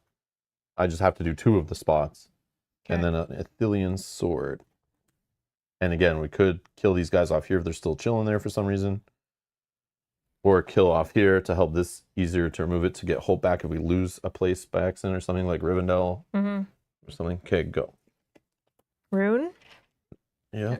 And then shift the eye to Frodo's region. Ithilien.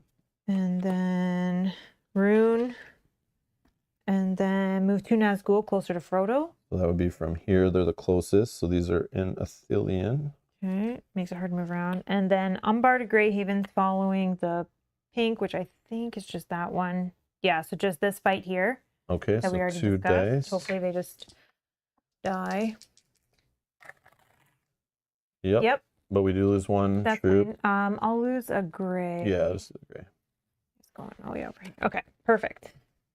That was 3. Yep, my turn. Now those guys are in my area, which sucks. But maybe we just roll the 2. We need to keep Frodo moving because this is the end game. We need to get him closer, right? Yeah, we just need all 3 of these people to be together. Eowyn, Gandalf, and Frodo and Sam. And they just moving together. Technically, Gimli gets left behind. That's fine. He can go fight other armies that might turn or things. Yeah. Okay, so we're going to move for 1 in here. You're coming with me, right? Yeah. Okay. I have to roll 2 dice. I do have some hearts, so. 2 dice only? Yeah, because there's only the... You're okay with this? Yeah. I don't have any way to protect you with any abilities. I have hearts. So we'll recall from the region 1 Nazgul to Mordor based on the eye. And then it's not a haven, so we lose hope, but you're going to spend a heart. Yeah. Because of Sam's aid. So I could do actually 4 actions with Frodo. This might seem silly, but I could move. He's done 1. I could move into here. I can prepare. I have a Gondor card, so that would give me 2 extra hearts. Then I move back. Well, I'd have to roll for the move back. Or you could just take us into there. Like, keep going. Oh, yeah, I could. Okay. It's just here is only a roll of 1 now. I don't have the extra stealth for this space.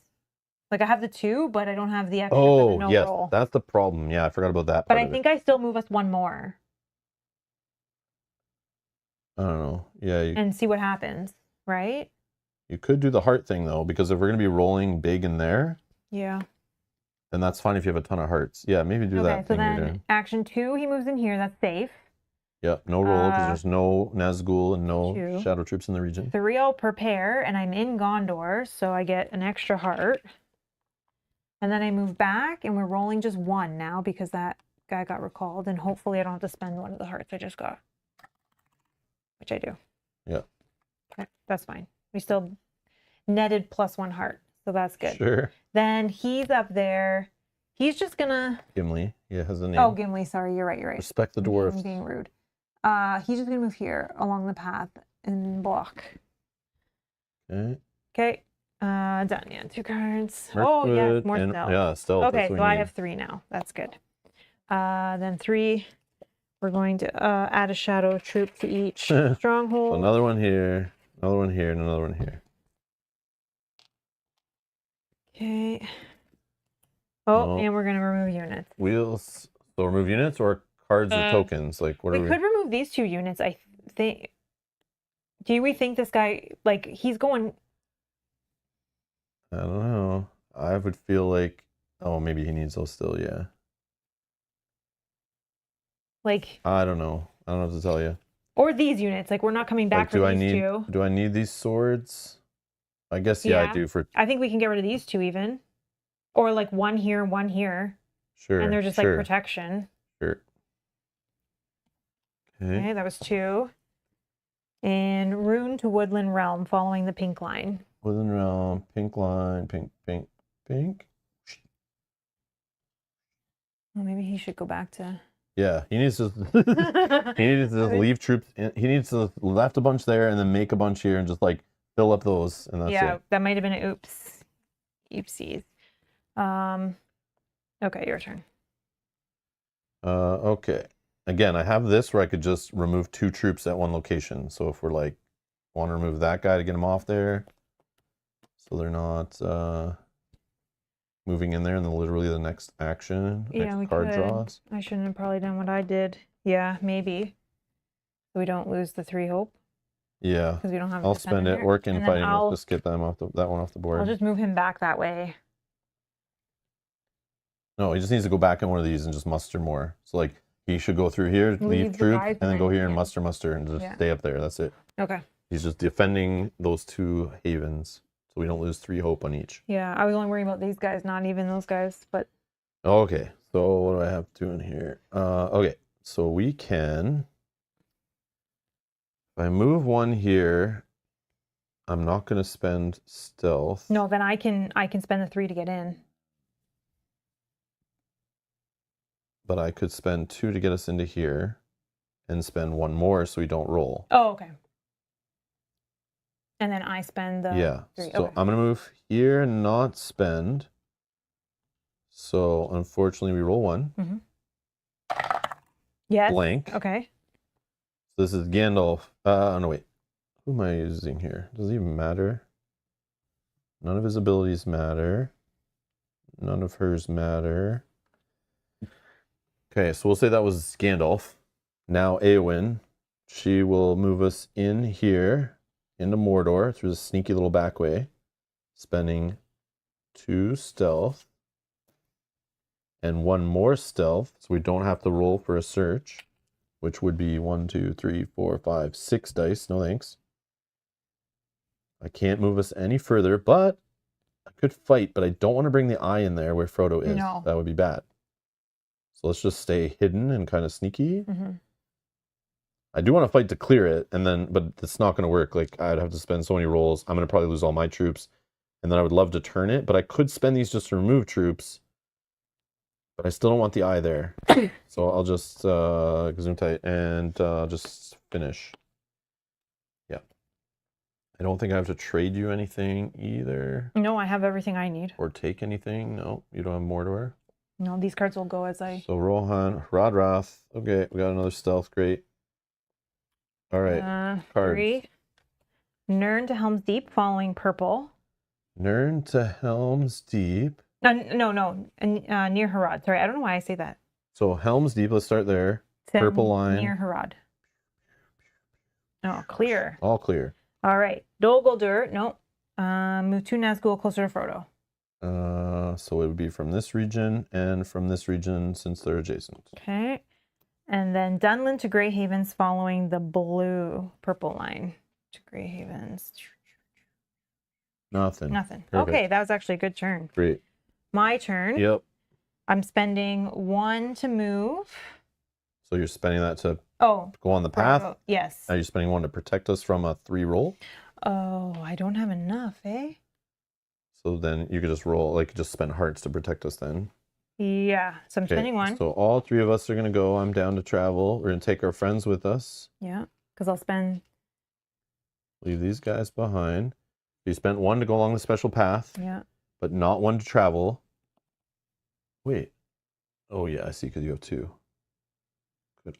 I can only spend if I'm the active player traveling him. Yeah. I see. Okay. So rolling 3 dice, because there's 3 Nazgul. No shadow troops at the plateau of Gorgoroth. Only 1. Heart. Sure. I'm going to spend a card, because I'm going to... Yep. Spend a card to prevent that loss using Sam's aid, right? Yep. Now, I can spend 2 to move in again, but then we're going to be rolling 5 dice. I can block 3. Oh, yeah. I think we kind of have to. I think we have to, because, yeah. But the only thing is the big final roll is going to be... But we should have enough. 1, 2, 3, 4, 5, 6. 6 so dice. Then we should be good. So you're rolling 5 dice and then 6 dice. That's 11 dice total. We could lose 1, 2, 3, 4, 5, 6 and still win. You can prevent 3 loss. Yeah, I might have to. So that's if 9 happens out of 11 dice, we still win. So it should be okay. I think we have to go for it, right? Because the only other thing is if, unless you do a fight. Do you have a fight to do in there? 1 before move, you do 2 the thing? move. Because you could kill the guys that are here, spend swords to like finish them off even. Then on the second roll, we don't care about 2 of the dice because these guys would be gone, hopefully. Yeah, then I say Gimli goes first. Gimli gains the sword, sorry. Then we do this. So we move in. How many actions have you done so far with Frodo? 1, just moving across? Yeah. So second action, you have to spend 2 stealth to even go. Yeah. We're in Mount Doom. Okay, 2 stealth to go along the special path. Now we're rolling 1, 2, 3, 4, 5. 5 search dice. Whoops. So 3 hope lost. But you could spend this. I would just spend the hearts. Yeah, it doesn't matter now. Okay, so we lose no hope. Okay. Then I can do another action to fight. This would be action 3 to fight. So that brings the eye into Mordor. Which should be fine because my 4th action will be You're gonna do 3 dice, 2 dice. What do you want? 3, because if we can. Well. But our troops don't matter at that point. Sure. We just need to get rid of their troops. Sure. We roll less dice. So we lose 1, 2, 3, 4 of our troops, unless Gandalf's here. Oh yeah. Who says, "I'll spend a sword. When a battle's rolled, you may spend valor to change the same number of dice to any result I want."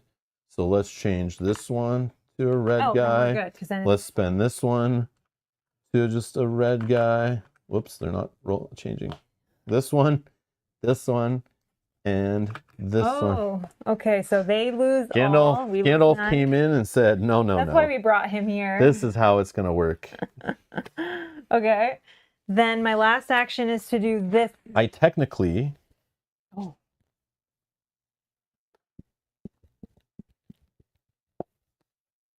Technically, I could leave one of those as this result. Oh, to lose one completely? But I could have changed them all to that result. No. I don't think it matters, though. No, it does. So I changed 1. I left 1 as that result. Okay. I only changed 2. I mean, technically I would keep the token, not the card. So it's both of those guys died. Okay. And then we'll kill 1 Nazgul in the region with her ability using this die. And then 2 of our guys?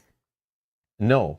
Her ability, but your ability, yeah. Her ability literally says, do not lose 2 friendly troops. Oh, yeah. She's broken. So she's there. Well, her and Gandalf together are broken. They're definitely broken. Because he could just switch them to those results if I wanted to. And then my last action is to do this, where we're going to spend 5. Okay, so your last action is, as an action, Frodo spends 5 resistance at Mount Doom, Okay. then survives a final search roll, adding 1 die for each missing hope, 7 dice maximum. And when it's complete, if this is complete, Sauron is defeated and everyone wins the game. Let's find out. So we were rolling. Final search is 1, 2, plus 1 for missing hope. So only 3 dice. So even if we got 3, there is no way we lose enough to lose the game. So there's no point in even rolling. What? 2? We lose 2, and 1 Nazgul, whoops, gets recalled to Mordor. We win. We win. So Sauron is defeated and everyone wins the game. And that includes you. All right. We did it. We crushed that. Yeah. Communication is key. Paying attention to the paths and the places are key. Protecting the havens, key. Yeah. Using our abilities, key. I was just curious to see if that whole Jeez. situation would have came up if we went one more turn, but no. Okay. I wish our other playthroughs not on stream went that well. Like, we did not win a lot when we played not on stream using base difficulty. During the beginner setup, which is even lower difficulty, we crushed it. We got confident. Yeah. Mel's like, do we even play it again or we just stream it? I'm like, no. We haven't even played on regular difficulty yet.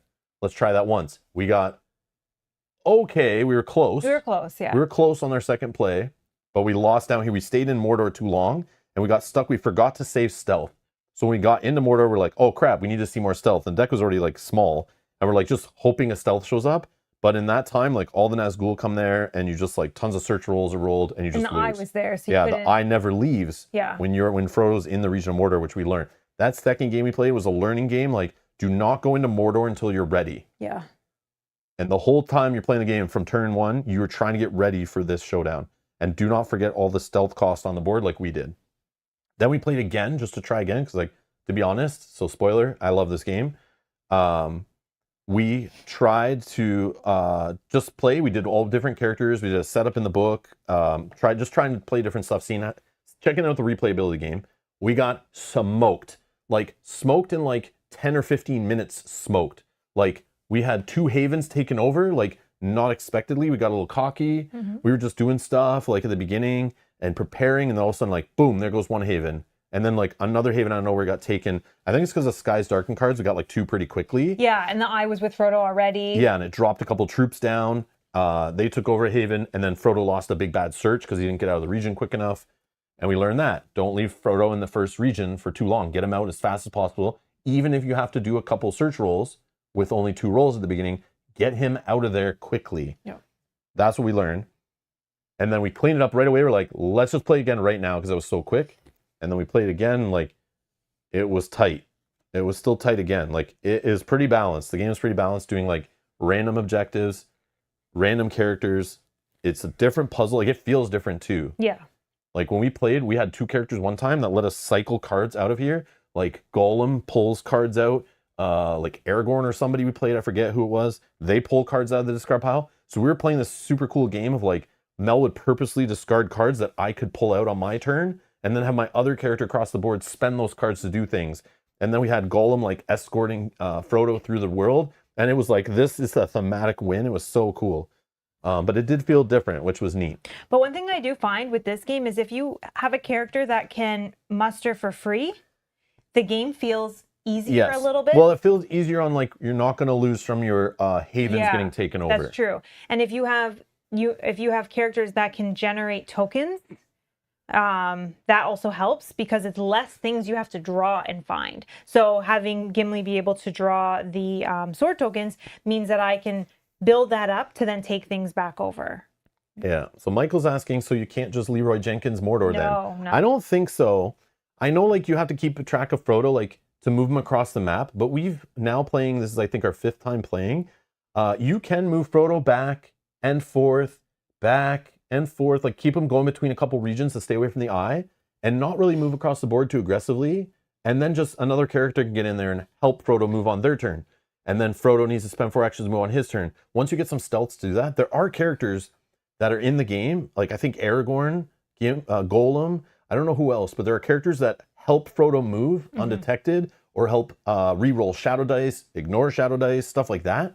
Like, I think Gollum's ability was you roll 3 less shadow dice if Gollum is with Frodo when a shadow check is rolled.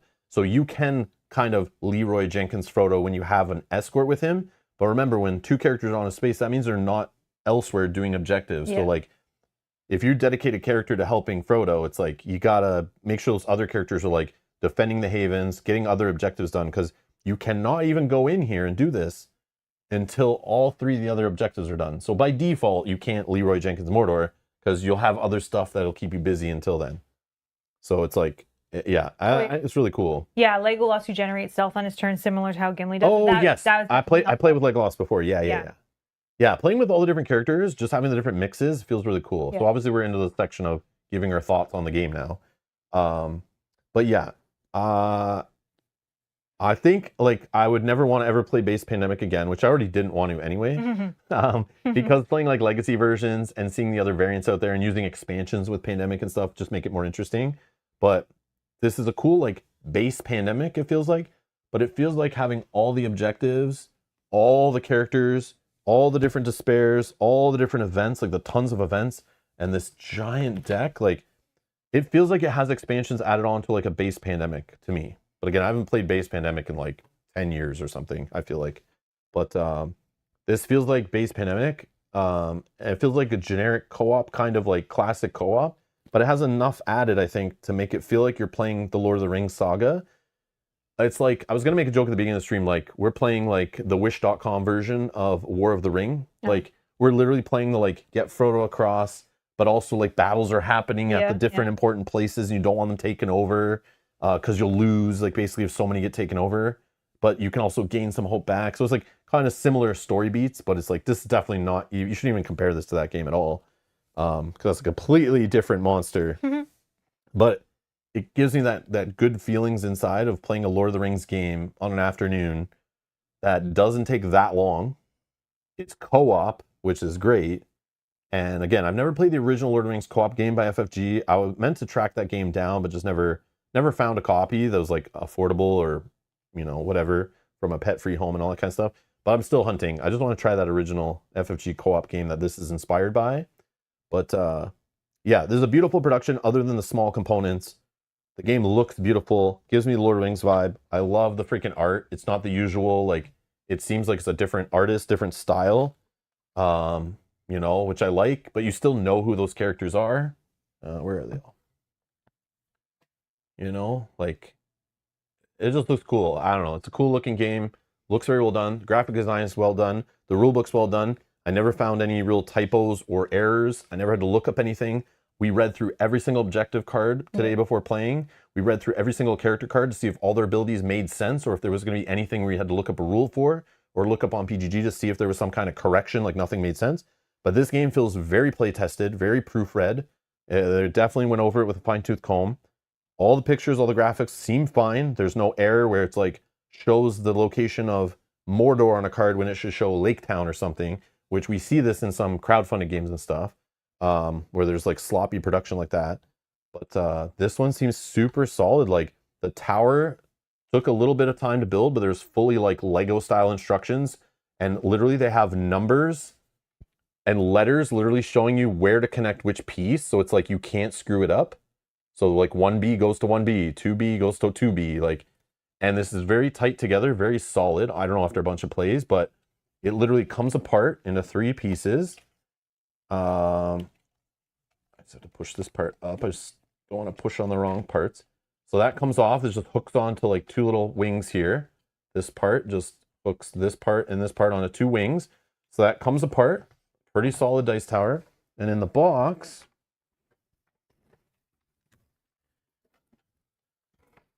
I just want to show you here. I was worried. I was like, man, if it's like the Wingspan dice tower, it's going to get like all destroyed, or you can't put it back in the box or whatever. Or you need custom inserts. This, it's just cheap cardboard, but they did a great job with the insert, just being able to put this in here, and it literally fits perfectly snug, so it does not move. So there's no way, just by you storing it on a shelf or moving it or taking it to your friend's house, throwing it in your car, whatever, this is not moving. So it's not going to get banged and dinged and dented on the edges. And then this right here has 2 little slots, which, like, I love the extra care. Like, this care is like, so many games you just get delivered on crowdfunding that like, oh, I want an insert, or I got to go to a fishing store to find tackle boxes. I should have put this in first, but that literally fits in there. And then those wings go in this little cardboard spot here, so that doesn't move. And then this perfectly fits in here. And this wing here holds this down. So like this doesn't go up and down. This stays in there super snug. And then the last part literally has a little cardboard spot for it here that you can put little token baggies in there to keep this from even moving around. So this tower technically should never get dinged up or worn down, even though it's made of paper and cardboard. It should never get like all worn down at the edges, maybe just the spots where it connects.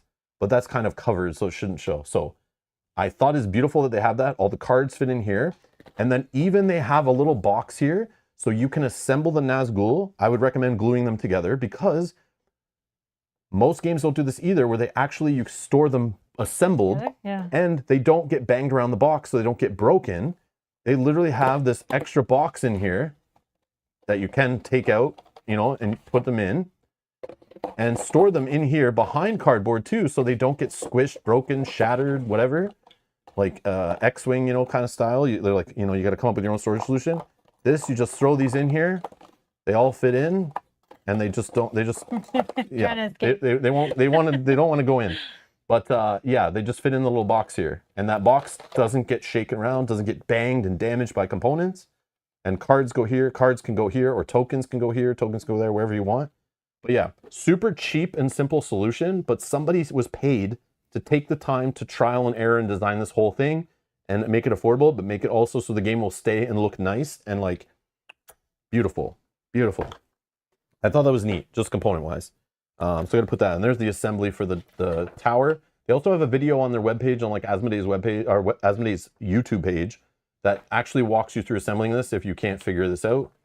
But yeah, it's got its own thing going. But I thought it was a cool addition, and the fact they just didn't like throw it in there and you have to figure it out on your own. And it even shows you instructions on how to store it and how it's all made to store it, which is really cool. And shows you where to put everything. Like, and with sleeved cards, like they really I don't know. A lot of companies just don't care about it. Once they get your money, they send you the game. They don't give a shit what happens after. These guys actually like thought about the user experience from the second you open the box to when you're done playing, and to make the game stay good for a long time. And I appreciate that. So you feel like your money is spent on something like that's going to stay like nice, which I like. Yeah, most people don't care about that. Yeah, I got to call that out when I see it. The reference, rules, all great, all laid out well. The rule book, tons of examples. Reference on the back, not a blank page of art, great. The setup to help you get set up. There's the difficulty stuff, the different player cards at player counts. There's all the icons and things. And then each player gets 2 nice reference cards that I showed before. But like the fact that they put all this kind of reference material, even though the game's not that complicated, rule book, beautifully done. Beautiful rule book. All the important stuff's highlighted. Examples all over the place with full pictures, full descriptions. I couldn't find any errors. I'm sure there's like a typo in there somewhere, but yeah, it feels very quality. Like the setup's literally multiple pages for a game that's such a simple setup. They spread it out nice, describe everything very carefully so the players don't mess it up. Even where to put even where to start your characters. How to build the deck is literally like a full page with pictures and everything to help like even a brand new board gamer can like figure this out, because they put the extra pages in and the extra, just to put the extra info in, like that's overkill. But like I love when they do that, just to bring people in the hobby and give them like a first good experience, right? Mm-hmm. Like I would never be like, hey, you want to try a board game out? Go on Kickstarter and back something and try that out. Like, no thanks, because they'll just get a bad taste in their mouth, I'm sure, from all the shoddy quality. But this feels like I would recommend this to a non-gamer for sure to play as a co-op game who's a Lord of the Rings fan who wants to try modern board gaming out. This is not that complicated, and they do a great job to handhold them. Literally, the turn orders right on the board, like the extra little spots here, like just the production itself is like well thought out. Yeah. Like they spent time to make sure it works. It's balanced, I feel. It's tight gameplay. You can always adjust the difficulty if you find it too easy. But the variability, like I still want to play again with more characters. I still want to play with different objectives. Like, and the cool part is, which I wanted to show, is in the back of the book here, they have like pre-made scenarios. So if you're playing on like introductory or standard difficulty, there's like your first game recommended, play with those objectives. We tried the Keep Darkness at Bay one. It was pretty tough. Mm-hmm. But if you're like, okay, we crushed it. Now let's play Heroic or Epic. If you're not sure what objectives, or you want to play like a thematic game, you can use those objectives that are listed, which I think is very cool. And it's like something the community around the game can talk about. Like, hey, I beat the no hero too small on my 7th try, you know, like everyone can kind of compare the results, you know, and have some fun on that. Or just play with the random setup. Totally fine. Fine points for rules, extra timing rules, like it's all in there. All in there. Great job with the rules, great job. It was easy to learn the game, easy to read, easy to play. And pretending I've never played a Pandemic before or like tons of co-op games, it's very easy to figure out. All the iconography makes sense. Everything's very clear, even though the game looks like a muddled mess. Yeah, when I first looked at the board. Once you understand what all the components are on the board, like all the arrows mean, all the symbols mean, the lines, what they mean, it's a beautiful production. I think it functionally makes sense, but still feels like you're playing a Lord of the Rings game. It's beautiful. I just wish these meeples were a bit bigger, or the board was a little bigger, to have bigger meeples, to not make the Nazgûl in the way so much. Yeah.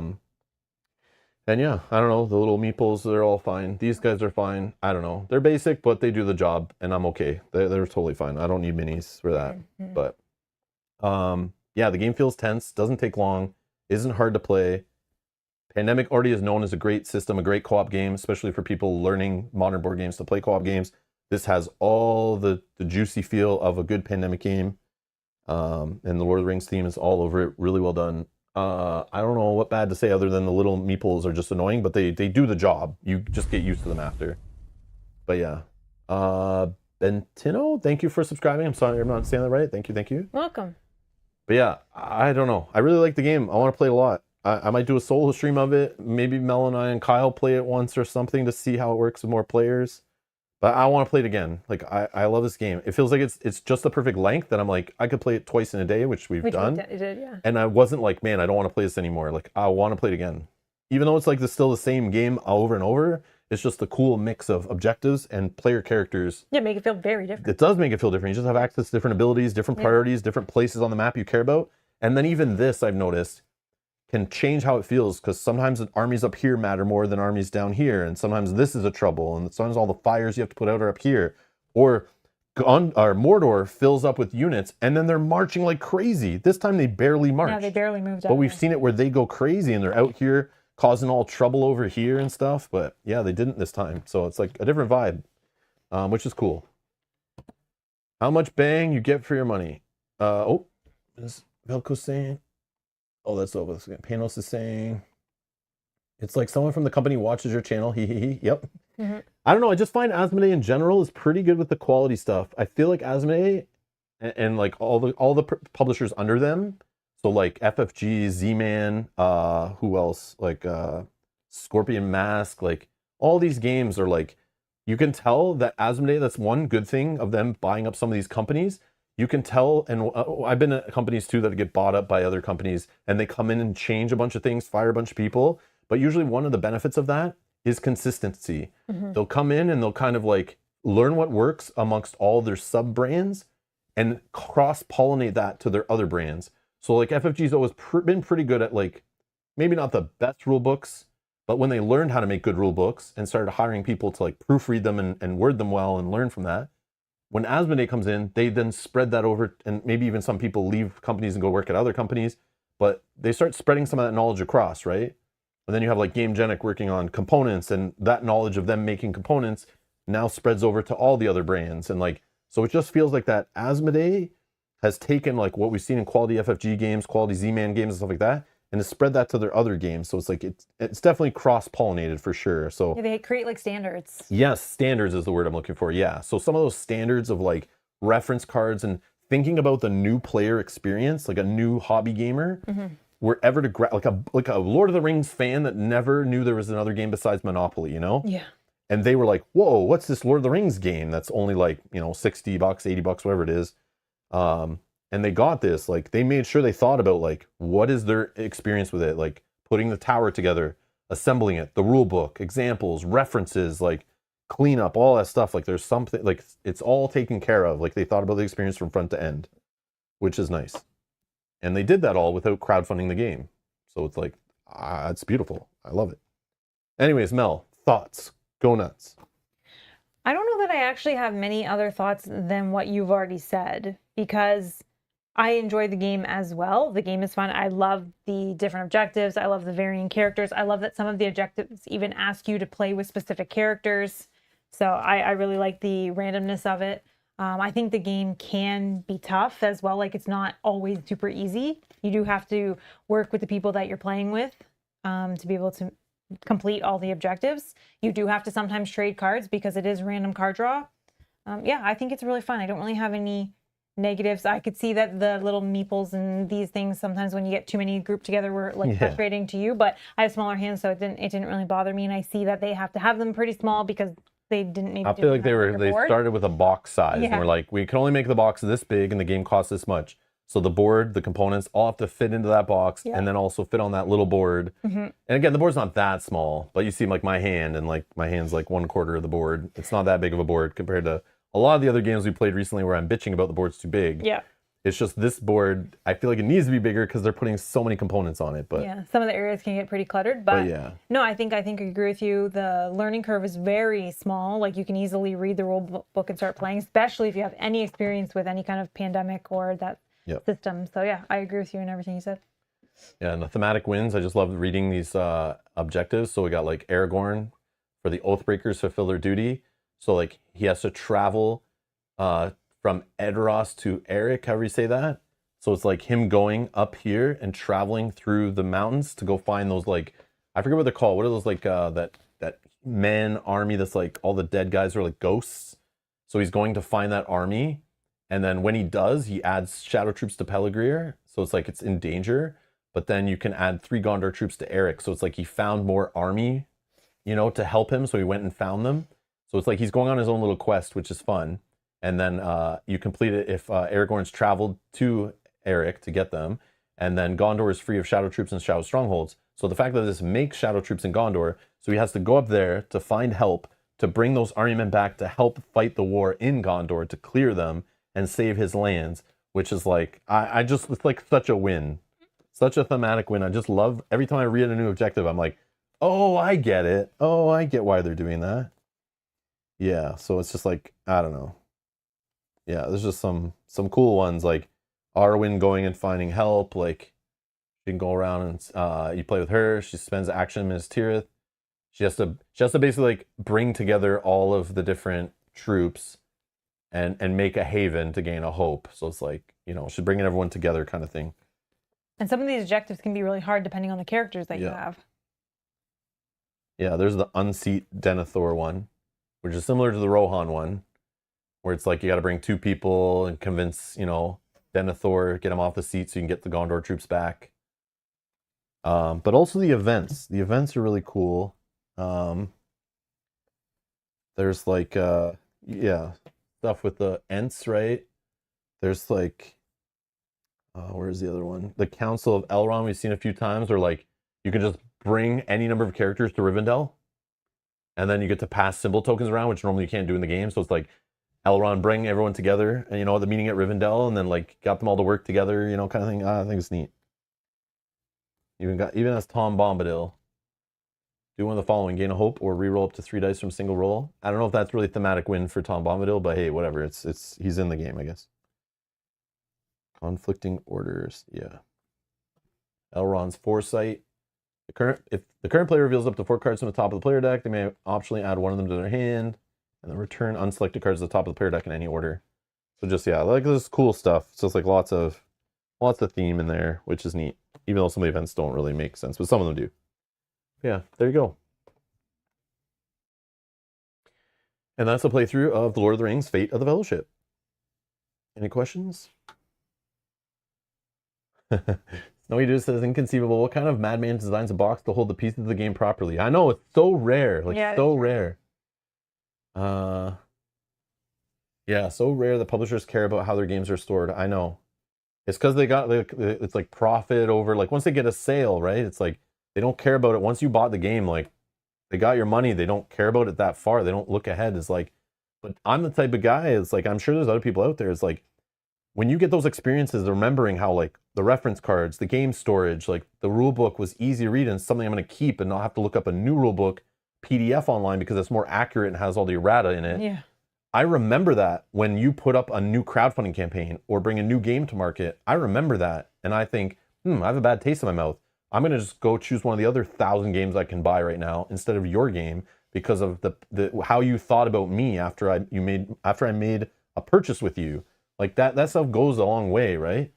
Like I remember that. So it's like, I don't know. I think companies need to think about that, is the player experience of from the point they buy the game all the way until they clean it up and then tell their friends about it. You need to think about that whole process and invest money into that, because it will come back in the future, I believe. But yeah, not a lot of people think that way. But yeah, that's it. So he just says, came here to enjoy a game of Lord of the Rings, not for Rob to spend my money. Stop making me spend my money by explaining the quality and care the designers put in the game. No, I get known for pointing out a lot of negative things about games, because usually the good stuff is obvious. We play the games, we're playing a game 17 times on the channel, playing a campaign. You know what I love about it. You know I'm playing it and I like a lot about it. But I find there's a lack of people pointing out the stuff that's like irks you. A lot of people don't want to piss off the publisher that sent them a free game, so they will make sure they don't mention all those things and look over them, so that way the company still sends them the next game. I don't give a shit about any of that. I will tell you whatever, because I'm a gamer and I respect my money that I spend on games. I respect your money you spend on games. I would expect you to pass the same info on to me. So I feel like that needs to be addressed. I don't often point out all the amazing stuff so much, because I feel like it's usually pretty obvious and it's usually expected. Yeah. But when a company goes beyond, I love pointing that stuff out. Like I love pointing out things that a lot of people don't care about. Like you don't ever see reviews where they're like, yeah, I give the reference material in the game a 9 out of 10. Never. Like, no one ever talks about that stuff. Maybe a little bit, but I don't know. But I feel like that stuff needs to be a standard in our industry to mature and be respected. And like that stuff needs to be focused on, a little bit more money spent there, and quality assurance, quality control, playtesting, proofreading, and the new player experience, the non-gamer experience to grow the hobby needs to be respected in every game. And there you go. There's my rant. Anything else, Mel? No, that was fun. All right, guys. Thank you all for watching. Thanks for hanging out. There's your playthrough. I do want to play more of this on the channel. I'll probably try the game solo, or we'll try it 3-player with Kyle. I'm looking forward to you watching, or you playing it Or solo. you and I can play this again, and we just won't play with the same objectives. We'll or the same characters maybe. We'll make our own like house rule just to try different stuff maybe. And we won't teach the game in that one. We'll just get into a playthrough. But I do want to play it again. I think it's super fun. I like showing off all the different stuff. Would you be interested in trying one of those harder preset missions? Maybe.